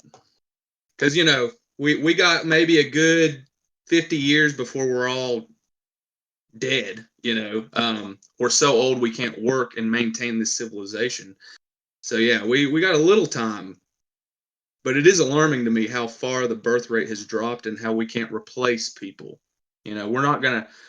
There's not kids out on the playground. There's not going to be new people to come in and repair the roads, to build cars, to do anything. So, I don't know. Less That's what's cars. kind of scary, that technology is wanting to come in, like AI. The Australia had figured out 2 years ago how to incubate children inside of a fish tank where you don't even need a man or a woman. You got this CRISPR gene virus that we've developed in labs where you can reorient your genome. I mean, I don't think that's the right path. I hope through conversation and the projects that we do here that we can wind horse ourselves out of this. Because I see, I hate to keep bringing it up, but the scorn thing is like a hellscape to me that shows me where we're going, and it gives me a lot of motivation to get out of it. Because that's what they do in that world. Nobody has kids, nobody has sex anymore. They grow people out of walls through some CRISPR genome virus thing, and there's no love. There's no wind horse. There's just hell. That's it. I don't know, to bring it back to Windhorse and what we were talking about. I do think what we were talking about a lot was kind of this idea of relationship, and I think regarding that, what we've been talking about now, when it comes to relationship, I do think it would be a time now to go inward and to kind of like reconnect oneself with, like, you know, the wind horse within, and to cultivate that, and to kind of, yeah, to rediscover kind of that relationship in our, I guess, like the these patterns that are going on, and how we're relating, you know, to ourselves and to others, so we can actually start to relate to others from a more healthier foundation within, you know, one where we have like the proper boundaries, where we're not in these in relationships that lead to, well, bad outcomes, or like are pretty detrimental to those involved in these relationships, you know. And the thing is that I don't think, yeah, I think, you know, the a shift in that will eventually get slowly also towards a shift in, you know, starting to understand what wind horse is also connected to, and it's kind of the sense of well-being, not just of the individual, but kind of the shared well-being of the community. And, you know, that there needs to be that understanding that there's this interconnectedness there between the well-being of the individual and the community, that it's important for the individual to, you know, have to be aligned and have, you know, their wind horse right, to, you know, not be carrying around trauma, and that nothing is done regarding that, not to try to fake transcend away from it, but to actually, yeah, get the spiritual sleeves down, and to actually face this, because, you know, otherwise we end up kind of bringing these things along, and, you know, that kind of needs to change. Yes. But also the thing is, I kind of feel regarding that, though, regarding the whole thing about kids and, you know, the birth rate, a lot of these metrics are kind of tied up to also the you know, the people, the amount of people that there are. There's a lot of old people that obviously don't have kids, so that affects the statistics. So the statistics are not all also really painting the right picture. A lot of the stuff I've seen is people under 40 is really what it's examining. That's the data I've been looking at. You're right about the older people, but the younger people are not having kids, let alone having sex. They're not. There's a lot more virgins today than there might have ever been in human history. I mean, I think it's necessary right now. I'm not saying everybody go out and get on Tinder or whatever, but yeah, I just hope we work it out. I have my own little fears about where we're going, and I think this is mostly in the West. I think the rest of the world is okay. I think they're working things out, or maybe they're going to hit this point later, and hopefully the West figures out some of these solutions of how to live with technology, having Maslow's hierarchy needs met, yet not being spiritually devoid of power and revitalized through this wind horse. Yeah, that's my hope. But I got a lot of hope. You know, I got a lot of hope. Talking to you, your book, all this other stuff that I'm seeing people try to do on YouTube, and talk it out, writing all these diagrams, doing all the math. We're right in the midst of that. We're all like in this group laboratory working feverishly trying to figure this stuff out, and we're slowly finding each other and making these connections. So yeah, it's very hopeful. It's just crazy, like in the context of history, I guess, to me, like it just like, what a problem. What a problem to have. But yeah, I do think, you know, that these things are balance each other out, and, you know, there's going to be a balance found between all these different aspects within ourselves, within the community, with life itself at large. But, you know what, I do think it boils down first, to the relationship to ourselves first, and then, you know, the relationship to others and to the world. And that's as much as part of, you know, that shamanistic viewpoint regarding, you know, wind horse as well. That kind of relationship, and what kind of relationship do we have? Yeah, parents need friends, and your kids need other kids to be friends with and play with. Yeah, but it starts with the individual, and then you get another, and then you make kids, and yeah. So we're in that stage right now. Self-individuation. We have to self-individuate before we can come back together. Oh yeah, and we can do baby steps like connect with people. We don't have to instantly get married or anything. Can Yeah, we really need to learn rethink the marriage thing. slowly get to know people, and that's really like that building of relationship on the long term. It's like, do you really know who you are committing to? Do you really know, like, if you want the same things? Are you building towards the same things? And that's really like, not everyone knows even what they want. So how can you know if you're going to the same direction? So that's really like also something to be like curious about each other. Like, what do you like? What do I like? What do we like together? What do we like different? And then like that. And people live so long now, they change. You might be 5 different people in a modern lifetime, whereas before you had maybe 1 or 2 people you would become, or you would change, or grow and just be different than when you were younger. People are, making it to 90, 100 years old. How many times have those people changed and grown? And there's a lot to consider. There's so much to consider. You're right.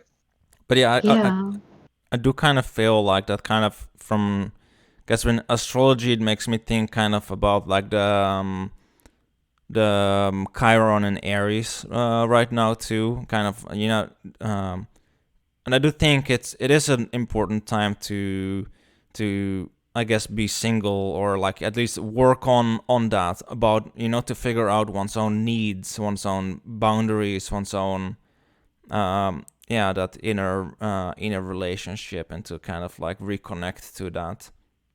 Yeah. And to actually be able to come into, I guess, the relationship to the whole from a more empowered kind of perspective. Yeah. There's a really great shadow work journal that's come out. I sent you a link to it, Bass. And I think that would be a great resource. It asks you a series of questions. It has you do exercises. It has journal entry parts of like, what are you dreaming about? How do you feel this week? If you could get that in the hands of younger and younger people to help them self-individuate before they're 20, I think we'd be cooking with gas. I think we'd be, in flying cars, living on Mars, doing all kinds of cool stuff, integrated, having families, going on adventures. The wind horse would be present with us. Brianne, go ahead. I was just going to offer up the symbol of the Vesica Pisces in respect with what Paula Lynn was talking about.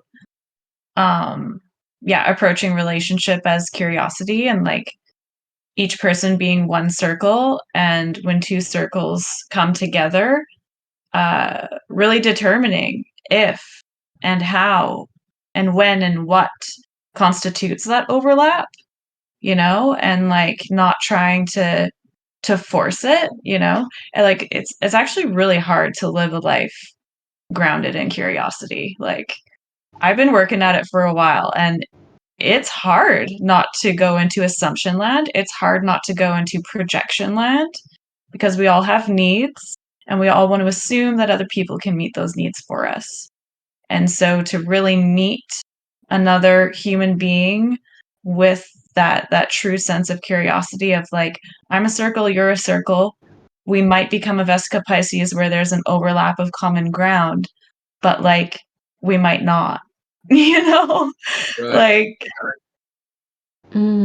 not all circles overlap, but we're still part of the same pattern. Exactly. Yeah. I'd like to bring something up I learned from some boomers. Back when they were growing up, back in the 50s, they had this concept called courting, and it's exactly what you're talking about there, Bree. It's exactly what you're talking about there, Bree. Is like they would come and meet. They would try their very best to not get into assumption land, projection land, and they would see like how their circles are coming together.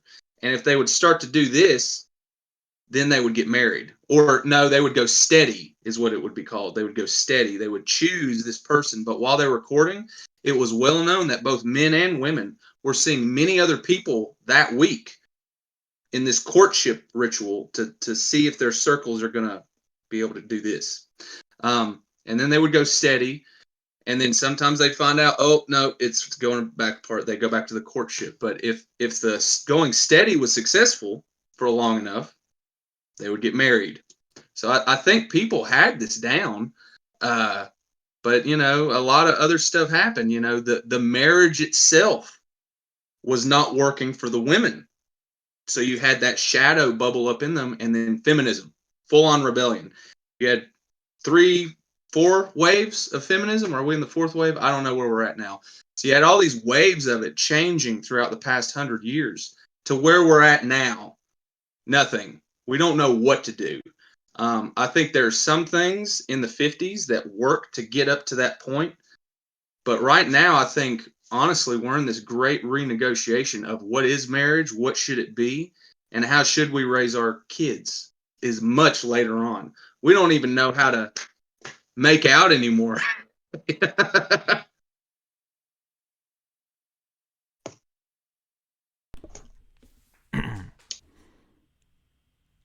But yeah, I think maybe if people would trust their instincts, they would know how to do it.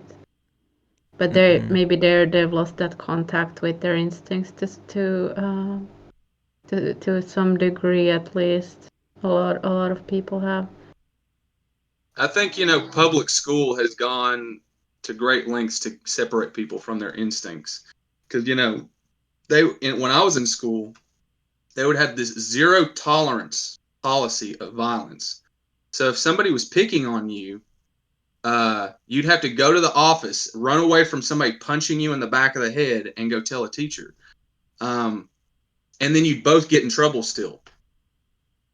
Or you could fight them and beat them up and regain some of your confidence, not be bullied, because when you're bullied and you lose in males, your testosterone drops drastically, out of your control.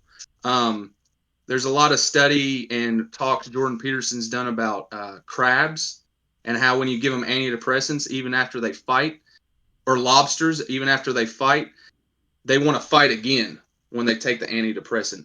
And that's what everybody's on, because we don't do these rituals, so to speak. I don't know if that's like a high school fight. Is that a ritual? I don't know. It's a necessary thing, I think, for men to do. And we haven't been allowed to do that. You're not allowed to, the kids are going to hurt. They're going to kill each other. But I've never seen a kid get killed or permanently damaged or hurt in a fight, because usually what happens is when somebody hits the ground, the fight's over. And 7 out of 10 times, the guy that won will reach his hand out and help him up. So to me, that feels like some sort of deep ritual, like we had to do this. I didn't want to do it, but I'm not going to be a vicious, violent person because we're still in the community. I'm going to help you up, and hopefully we could be friends. And I have seen a lot of men bond and become friends after a fight, no matter who wins or loses. And that's gone. It's gone. And even when I talk about it, it makes people kind of feel uncomfortable. Like, oh, you're talking about violence, you're talking about fighting. Like, I don't know how you can weed that out of people. We've been trying to do that chemically and socially. And I don't think that's been very good on the male side of things. I don't think it's done us any favors to I guess like some of it has been, I guess, channeled into sports more. Like people still do that kind of competing, and it's very physical. So that's one way to get in touch with it too, without it having to be a fist fight, I guess. I think it has to be a fist fight. People don't want to face that. I don't know how you feel, Bass. You're the other dude in here, but like I've been in situations where if I didn't fight, I would. It wasn't an option. Let me put it that way. It's not an option for men. I don't think you have to do it. We call that out of each other. To see how, and here's the thing. I think you've heard me talk about the wolf story. How they figure out who the alpha wolf is. I think humans do that. We have to enter into violence, and then after the fight is over, after somebody hits the floor, if you start getting on top of the guy and wailing on him, everybody will get you and stop you, and they won't associate with that person anymore. That man is going to be cast out because he's going to be a psycho. Everybody's going to think that dude's a psycho. So we have to see, men have to see how we handle ourselves in those situations. How much control do you have? Can I trust you? And that trust is built when you reach that handout and you're on the ground and they help you up, and then you like light up a cigarette and you talk about it on a parking lot little bump. Because that happened to me. Like I got in a fight with this guy and it was over. We were like, "Are you okay?" And we'd sit down and he took a cigarette out and we sat on one of those little parking bumps in a parking lot to stop the tires, and we became friends. And it would have happened no other way. There was no other way that would have happened. I don't know. I don't know. I think in general a certain sense of, I guess, assertiveness is a good thing for both men and women. I don't know about fistfights or anything in that sense, but I do think though that when it comes to this, there's different ways of regaining this sense of assertiveness in ourselves. This kind of like Aries, I guess, energy, you could call it, from an astrological lens, to reconnect with that. I mean, I've been doing that with these kind of like rituals in the woods that I've been doing, in that kind of and I guess that's kind of part of Windhorse too, kind of that kind of like connection to instinct. But the thing is that, I guess in the ancient sense, people would, both men and women had like these kind of like dances and these kind of like more ritualistic things they would do to kind of facilitate that, and that's not what we don't have that anymore. But also in shamanic cultures, they do like shared rituals too, where they kind of cultivate that together, while also creating this bond between people. But that's getting into territory further away from Windhorse and kind of what we've been talking about. Maybe after this little detour, wanna bring it back to the topic, and to see if there's anything regarding that or related to it that any of us wanna still bring up. Are you still planning on having like a talk about it in the future, about the communal ceremonies and different kinds of coming of age rituals and stuff like this? Yeah, that's still the plan to do at some point. I don't know exactly when it will be, but it's the idea to plan that in still. We can like go much deeper into these kind of things then as well. Yeah. Same with like the whole coming together of the masculine, feminine kind of thing, because that ties into that too. There's such rituals too. But yeah, we can go much deeper into it regarding that then. But but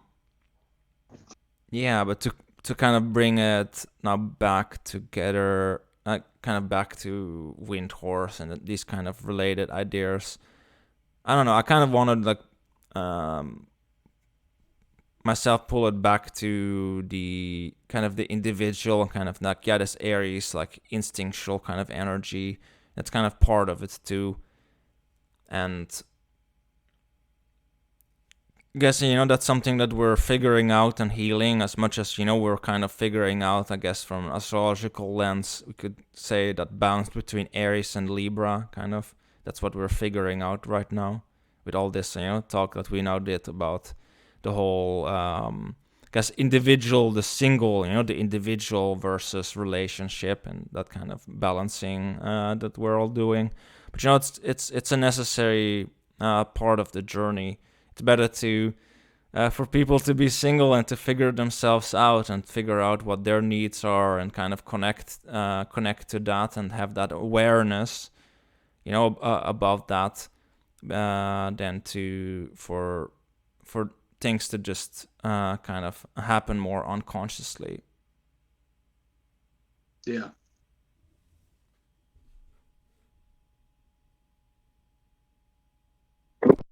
Yeah, when one descends into the underworld,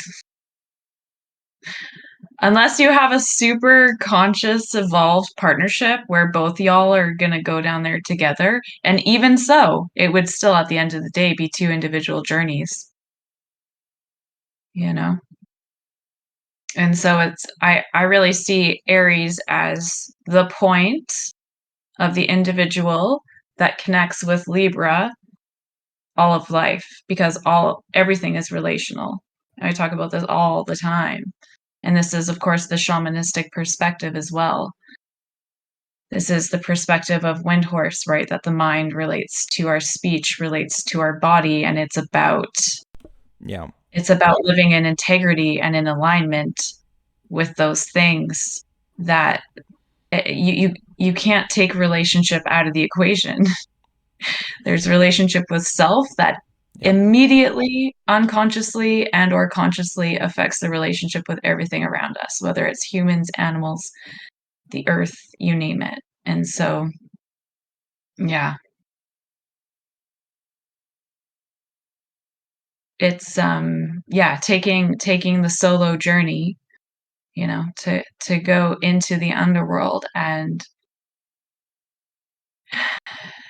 by grace, Windhorse meets us in our deepest, darkest moment, to breathe some new, fresh vitality and energy into us as we release all of those energy sucking traps that we've been, subconsciously living out. It's like that's the transcendence piece right there in that, yeah, love it. Yeah. And only from that kind of point where we start to gain that awareness about that, then we can start to approach relationship in a more conscious manner, like how shamans also do that. They approach the world in that conscious manner of give and take, of of trying to maintain that balance. It's an act where we all make mistakes. It's not gonna be perfect, but it's about trying to find that balance of give and take, of reciprocity, of relationship. And it doesn't have to be in an exactly particular manner, but it's kind of about figuring out what works and how to make it work in that sense of relationship. And that takes time. It does. It does. And I think by and large, collectively, I think people are starting to realize how the lack of self-compassion, or the lack of boundaries in relationships, how people have experienced a loss of their sense of self. And so again, just to tie in astrology with Windhorse symbology,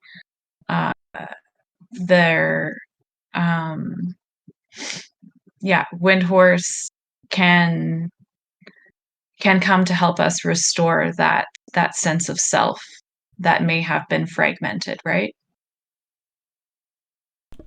Yeah. No, It does. It very much is about the kind of the process of bringing these pieces back together, which restores the wind horse, and at the same time, the wind horse as kind of like this symbol of the soul also helps in this process. It starts to guide one. It's not something that is there immediately when one is in the underworld. It's kind of like something that kind of starts to be created through the process of going into the underworld, where kind of the wind horse is, I guess, very much born out of that. And then slowly, while you're in that experience and you're kind of like cultivating that through these different, methods and working through these emotions and working through it, you start to slowly cultivate that. And with that, there's then the slow ascent of you with the wind horse, back up. So it's kind of like when Venus then starts to rise back up, upwards again. And eventually it's about learning to be able to make that journey, to be able to make the journey going up and down, and kind of realizing that that's part of the experience of life. Totally. And through this, this up and down experience, we, through this reverberation between inwardly focusing on the self and being in relationship and in community, we come to see that any healing of our fragmented self infinitely changes how we relate, and it changes our relationships. It changes how we show up in relationships. It changes who we have relationships with. It changes everything about relationships. And so, yeah, it's certainly with all of this balsamic energy happening astrologically, people can be very much feeling like mixed feelings about it, like,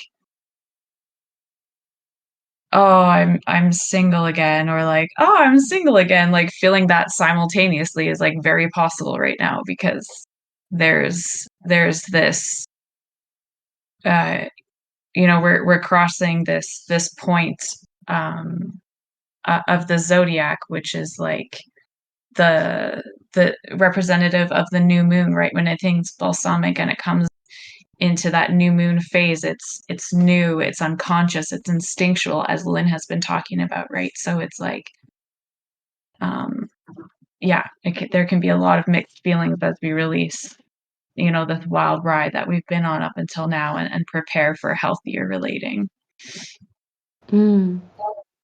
Yeah, I've been learning about that a lot, like the past year too, like how to, or like, I feel like I'm still learning, like how to let go, how to allow the truth to be what it is, to allow my emotions to be what they are, to face it, and that then creates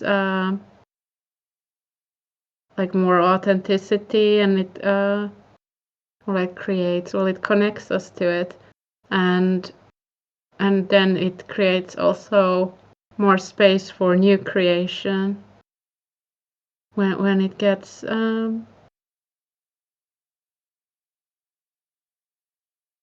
it gets the recognition of being there, the past hurt or something like that. When we face it, then it can kind of be released, and we will still remember it, but we can relate to it differently, and then learn from it and decide how to move forward and build that step by step, day by day, moment by moment, breath by breath. Yeah. Yeah. Yeah.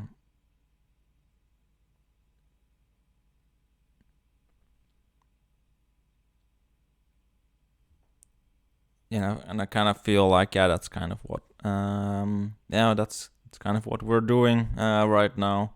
I guess very much many people out there are doing and figuring out, and then moving towards first figuring out like oneself, and then figuring out like, well, and at the same time, how do we relate to each other, and what and how does this new sense of I guess self that isn't like as fragmented relate to all these other people in my life now, and how does because it does change a lot. I've noticed that myself in my own kind of journey too, and yeah, it really changes things. But and that's kind of as much also part of figuring out, and to figure out all this kind of relational stuff in many different ways. But it's then from that then that new things can be born. Yeah, they can.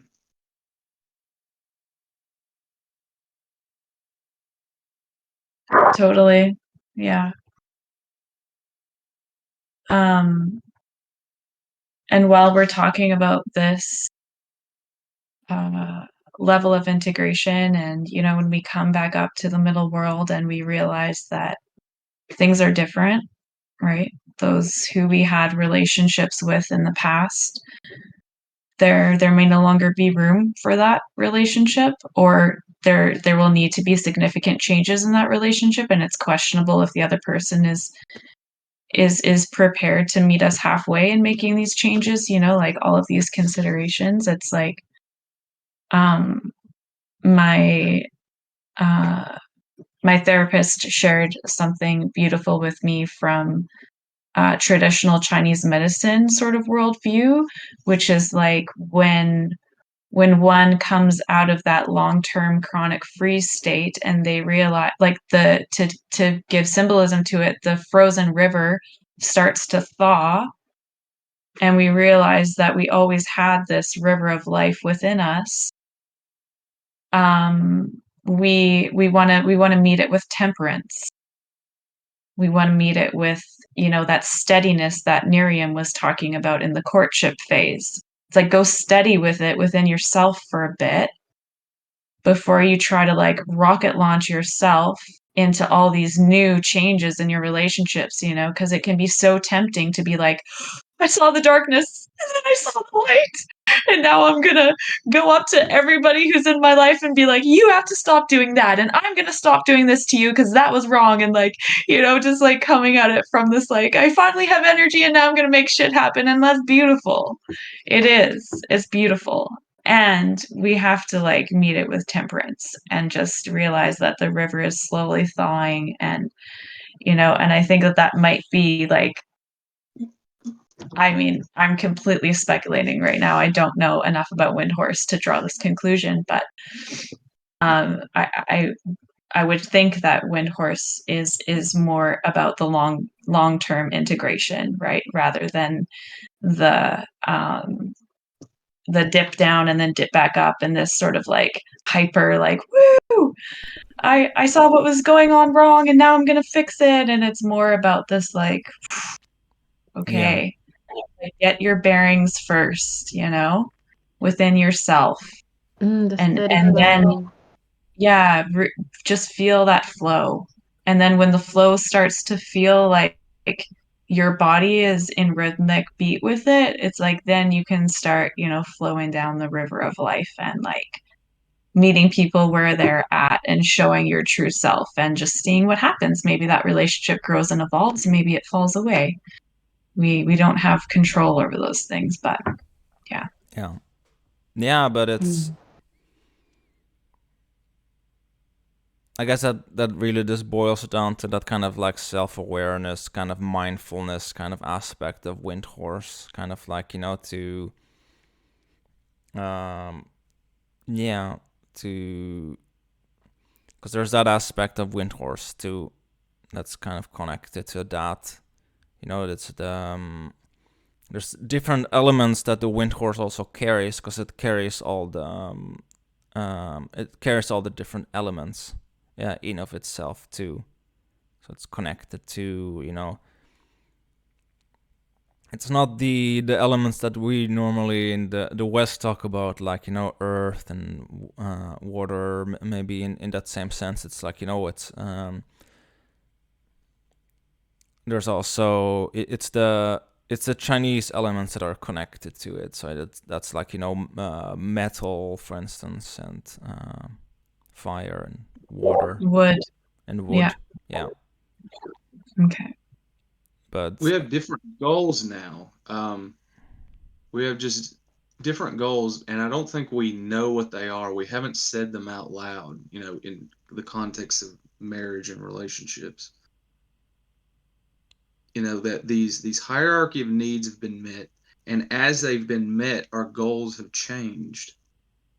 It's like marriage originally was for the sake of stability, survival. Now we don't want to get married for those reasons. So what are those reasons? They're much deeper reasons, spiritual reasons.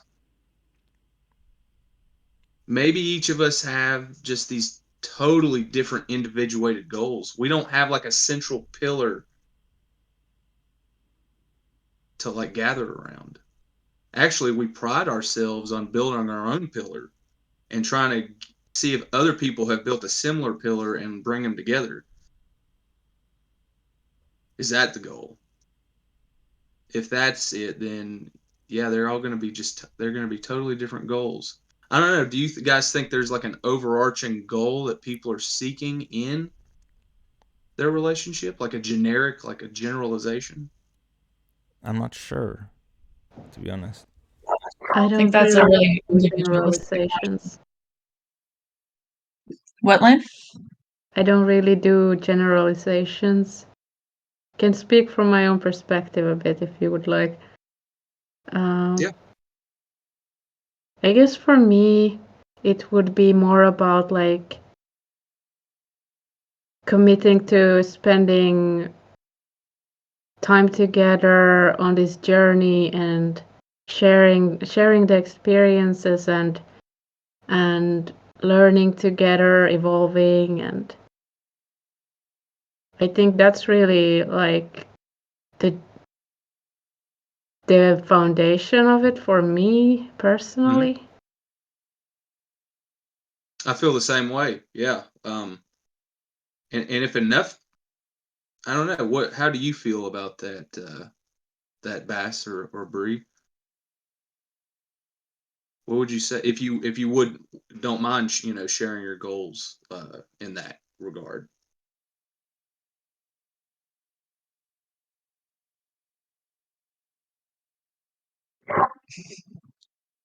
Sorry, what was the question again? Goals in regard to relationship? Yeah. Yeah. Lynn was saying, you know, basically, you know, spending time together to evolve and grow into, you know, something better and have, you know, have somebody go on that journey with. And I agreed with her. I'm like, yeah, that's like the foundation. We agreed that that's kind of our foundational goal, Mm-hmm. what we seek. Yeah. And it Yeah, started I with me think asking, like, is there a generalization? I guess I'm trying to find like a common ground. I guess I guess if we look at astrology for like what might be the generalization currently for the collective, it's definitely like establishing freedom and autonomy for self within relationship. It's like being able to be your full self and be in relationship and have that other person able to be their full self. So both people or however many people, whatever, are in the relationship or community gathering or whatever. It's like there is this awesome relational meeting and there is this journeying together and there is this growing together and evolving together, but nobody is abandoning themselves. Nobody is having to uproot their authenticity to their own self in sacrifice for the greater good of the relationship or the community. Hey, yeah, that was great. Yeah. I agree with you. I think so too. Could that be the unconscious pursuit of this wind horse? Do you think that might be what this is really all about? Is trying to feel that, trying to find that, trying to rekindle that?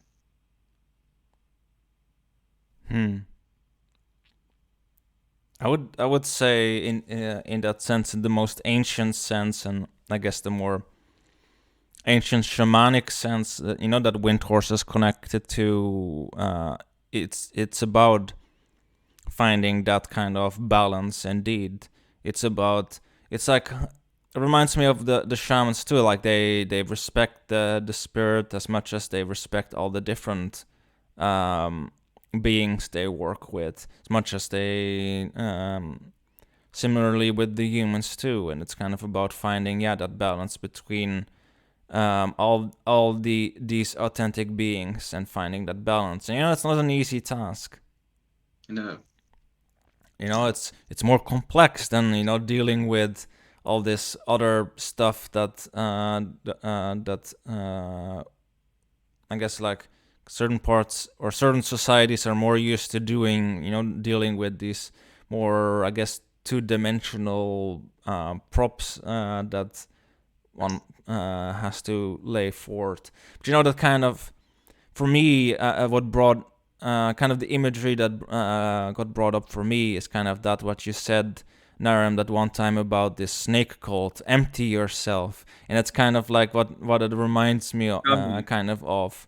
It's kind of that's kind of the old dynamic, and I think we're moving towards that dynamic of where we can be full, we can keep our bookshelf full, like that metaphor that you used. All these different parts of ourselves can be Oh, can be dude, there. you got me on this snake thing, bro. Like, you got me, like, you just gave me, like, an intense epiphany just now. Like, that is exactly what it is. It is, we were in these relationship dynamics where both people were being drained to nothing. For what? This snake cult or this weird situation that, might have been necessary to just to fight pure chaos of no order whatsoever. But now, we have the opportunity to order things better because our circuitry and programs and all this software in our heads. I like to use those terms because, Robert Anton Wilson really leaned on that terminology, like computer consciousness, to try and explain ourselves. So how do we run this new computer with these new upgrades correctly? It uses a lot more power. If you do certain things in the wrong way, the whole program crashes. We're a lot more sensitive now because we're aware of so many things and we can do far more complex tasks. And how do we interface with it? Do we still use a keyboard and a mouse? Or should we put the VR goggles on? Or is that a bad idea? These are the questions here. And I think that's what's going on right now. How do we interface? How do we bring it all together? How do we network our computers, guys, our computer brains to each other? I guess it is really about trying to balance that grounded existence, like being embodied, really feeling into our body, sensing our environment, and building that relationship to the natural world and our natural body. But I wouldn't throw out like the technology fully either, because it's like, well, I wouldn't be able to talk with you guys maybe right. At all. If this wouldn't isn't it exist. funny So. how the internet is better connected to other computers than we are to each other? And now that we're trying to fix that inversion, like here on Discord and with the podcast and these conversations, but it's a whole other level of talking. It's a whole other level of interaction and understanding required. 500 years ago, people from all these different cultures, they would just be yelling at each other. So we have this new software installed in our computer brain to be like, no, that's rude. No, they're different and they have other points that are probably important for me to hear, and vice versa. those are things to take in consideration. So this is a whole new now human network trying to interface with the already well-established, smoothly oiled machine of the internet. Yeah, I don't know. I know that was a crazy point, but I feel like it's connected to what we're talking about somehow. I guess to the age of Aquarius in a way, because that's also linked with technology. So I think I think everything can be relevant in some way. It's like the pursuit of this whole wind horse idea. It was born from the internet interaction, and that idea is like a symbol or an additional program trying to be reintroduced, trying to be found, trying to be integrated with the complexities of what we are now. And I really think also just bringing symbolic thinking to people, like that this one word, this one symbol, we've been talking about it for I guess 2.5 hours now, and we could still keep going. Right. Because a symbol is so deep. You can, I just really like symbolic thinking because of that, because it helps us remember, like, even a word, it's not really just that one word. It has a definition, but beyond that, it can be a symbol for so much more. Or like an image can be a symbol for so much more than what first meets the eye. And I think that kind of, for me, reminds of like the unseen aspects of life, which are also real, but we don't first see them like on the surface.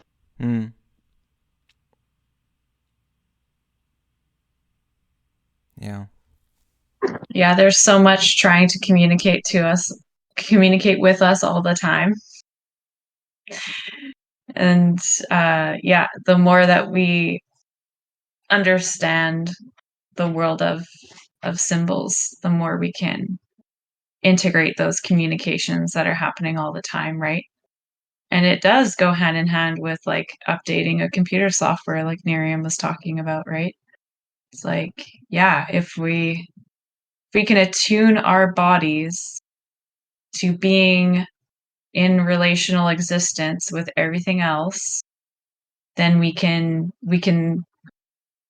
sense what is being communicated to us all the time, whether, just a silly example, in fall when the leaves fall, we sense that it's time for the death of something. It's time to prepare for rest. It's time to let go of being, in like a very productive summer mode, for instance, right? It's like, that's just one small example, but that's I'm also very passionate about the world of symbols, because it can bring such wealth to our life and our experience and our relational capacity to communicate with others and the world around us, and to understand ourselves.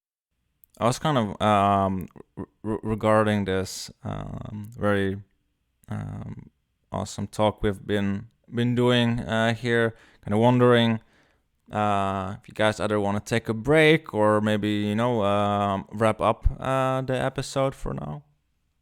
Just kind of wondering how you're all feeling. I'm feeling complete. Me too. I think we did a really good job at that, and well, just want to say very much like thank you for everyone who's been here. It's a real pleasure to have you all share your voice here on the Moment podcast, and would like to see you all next time again whenever you feel like joining. Right on, man. Thank you, Baz, for hosting. Thank you, everyone. Yes. Thank you. Thank you, everyone.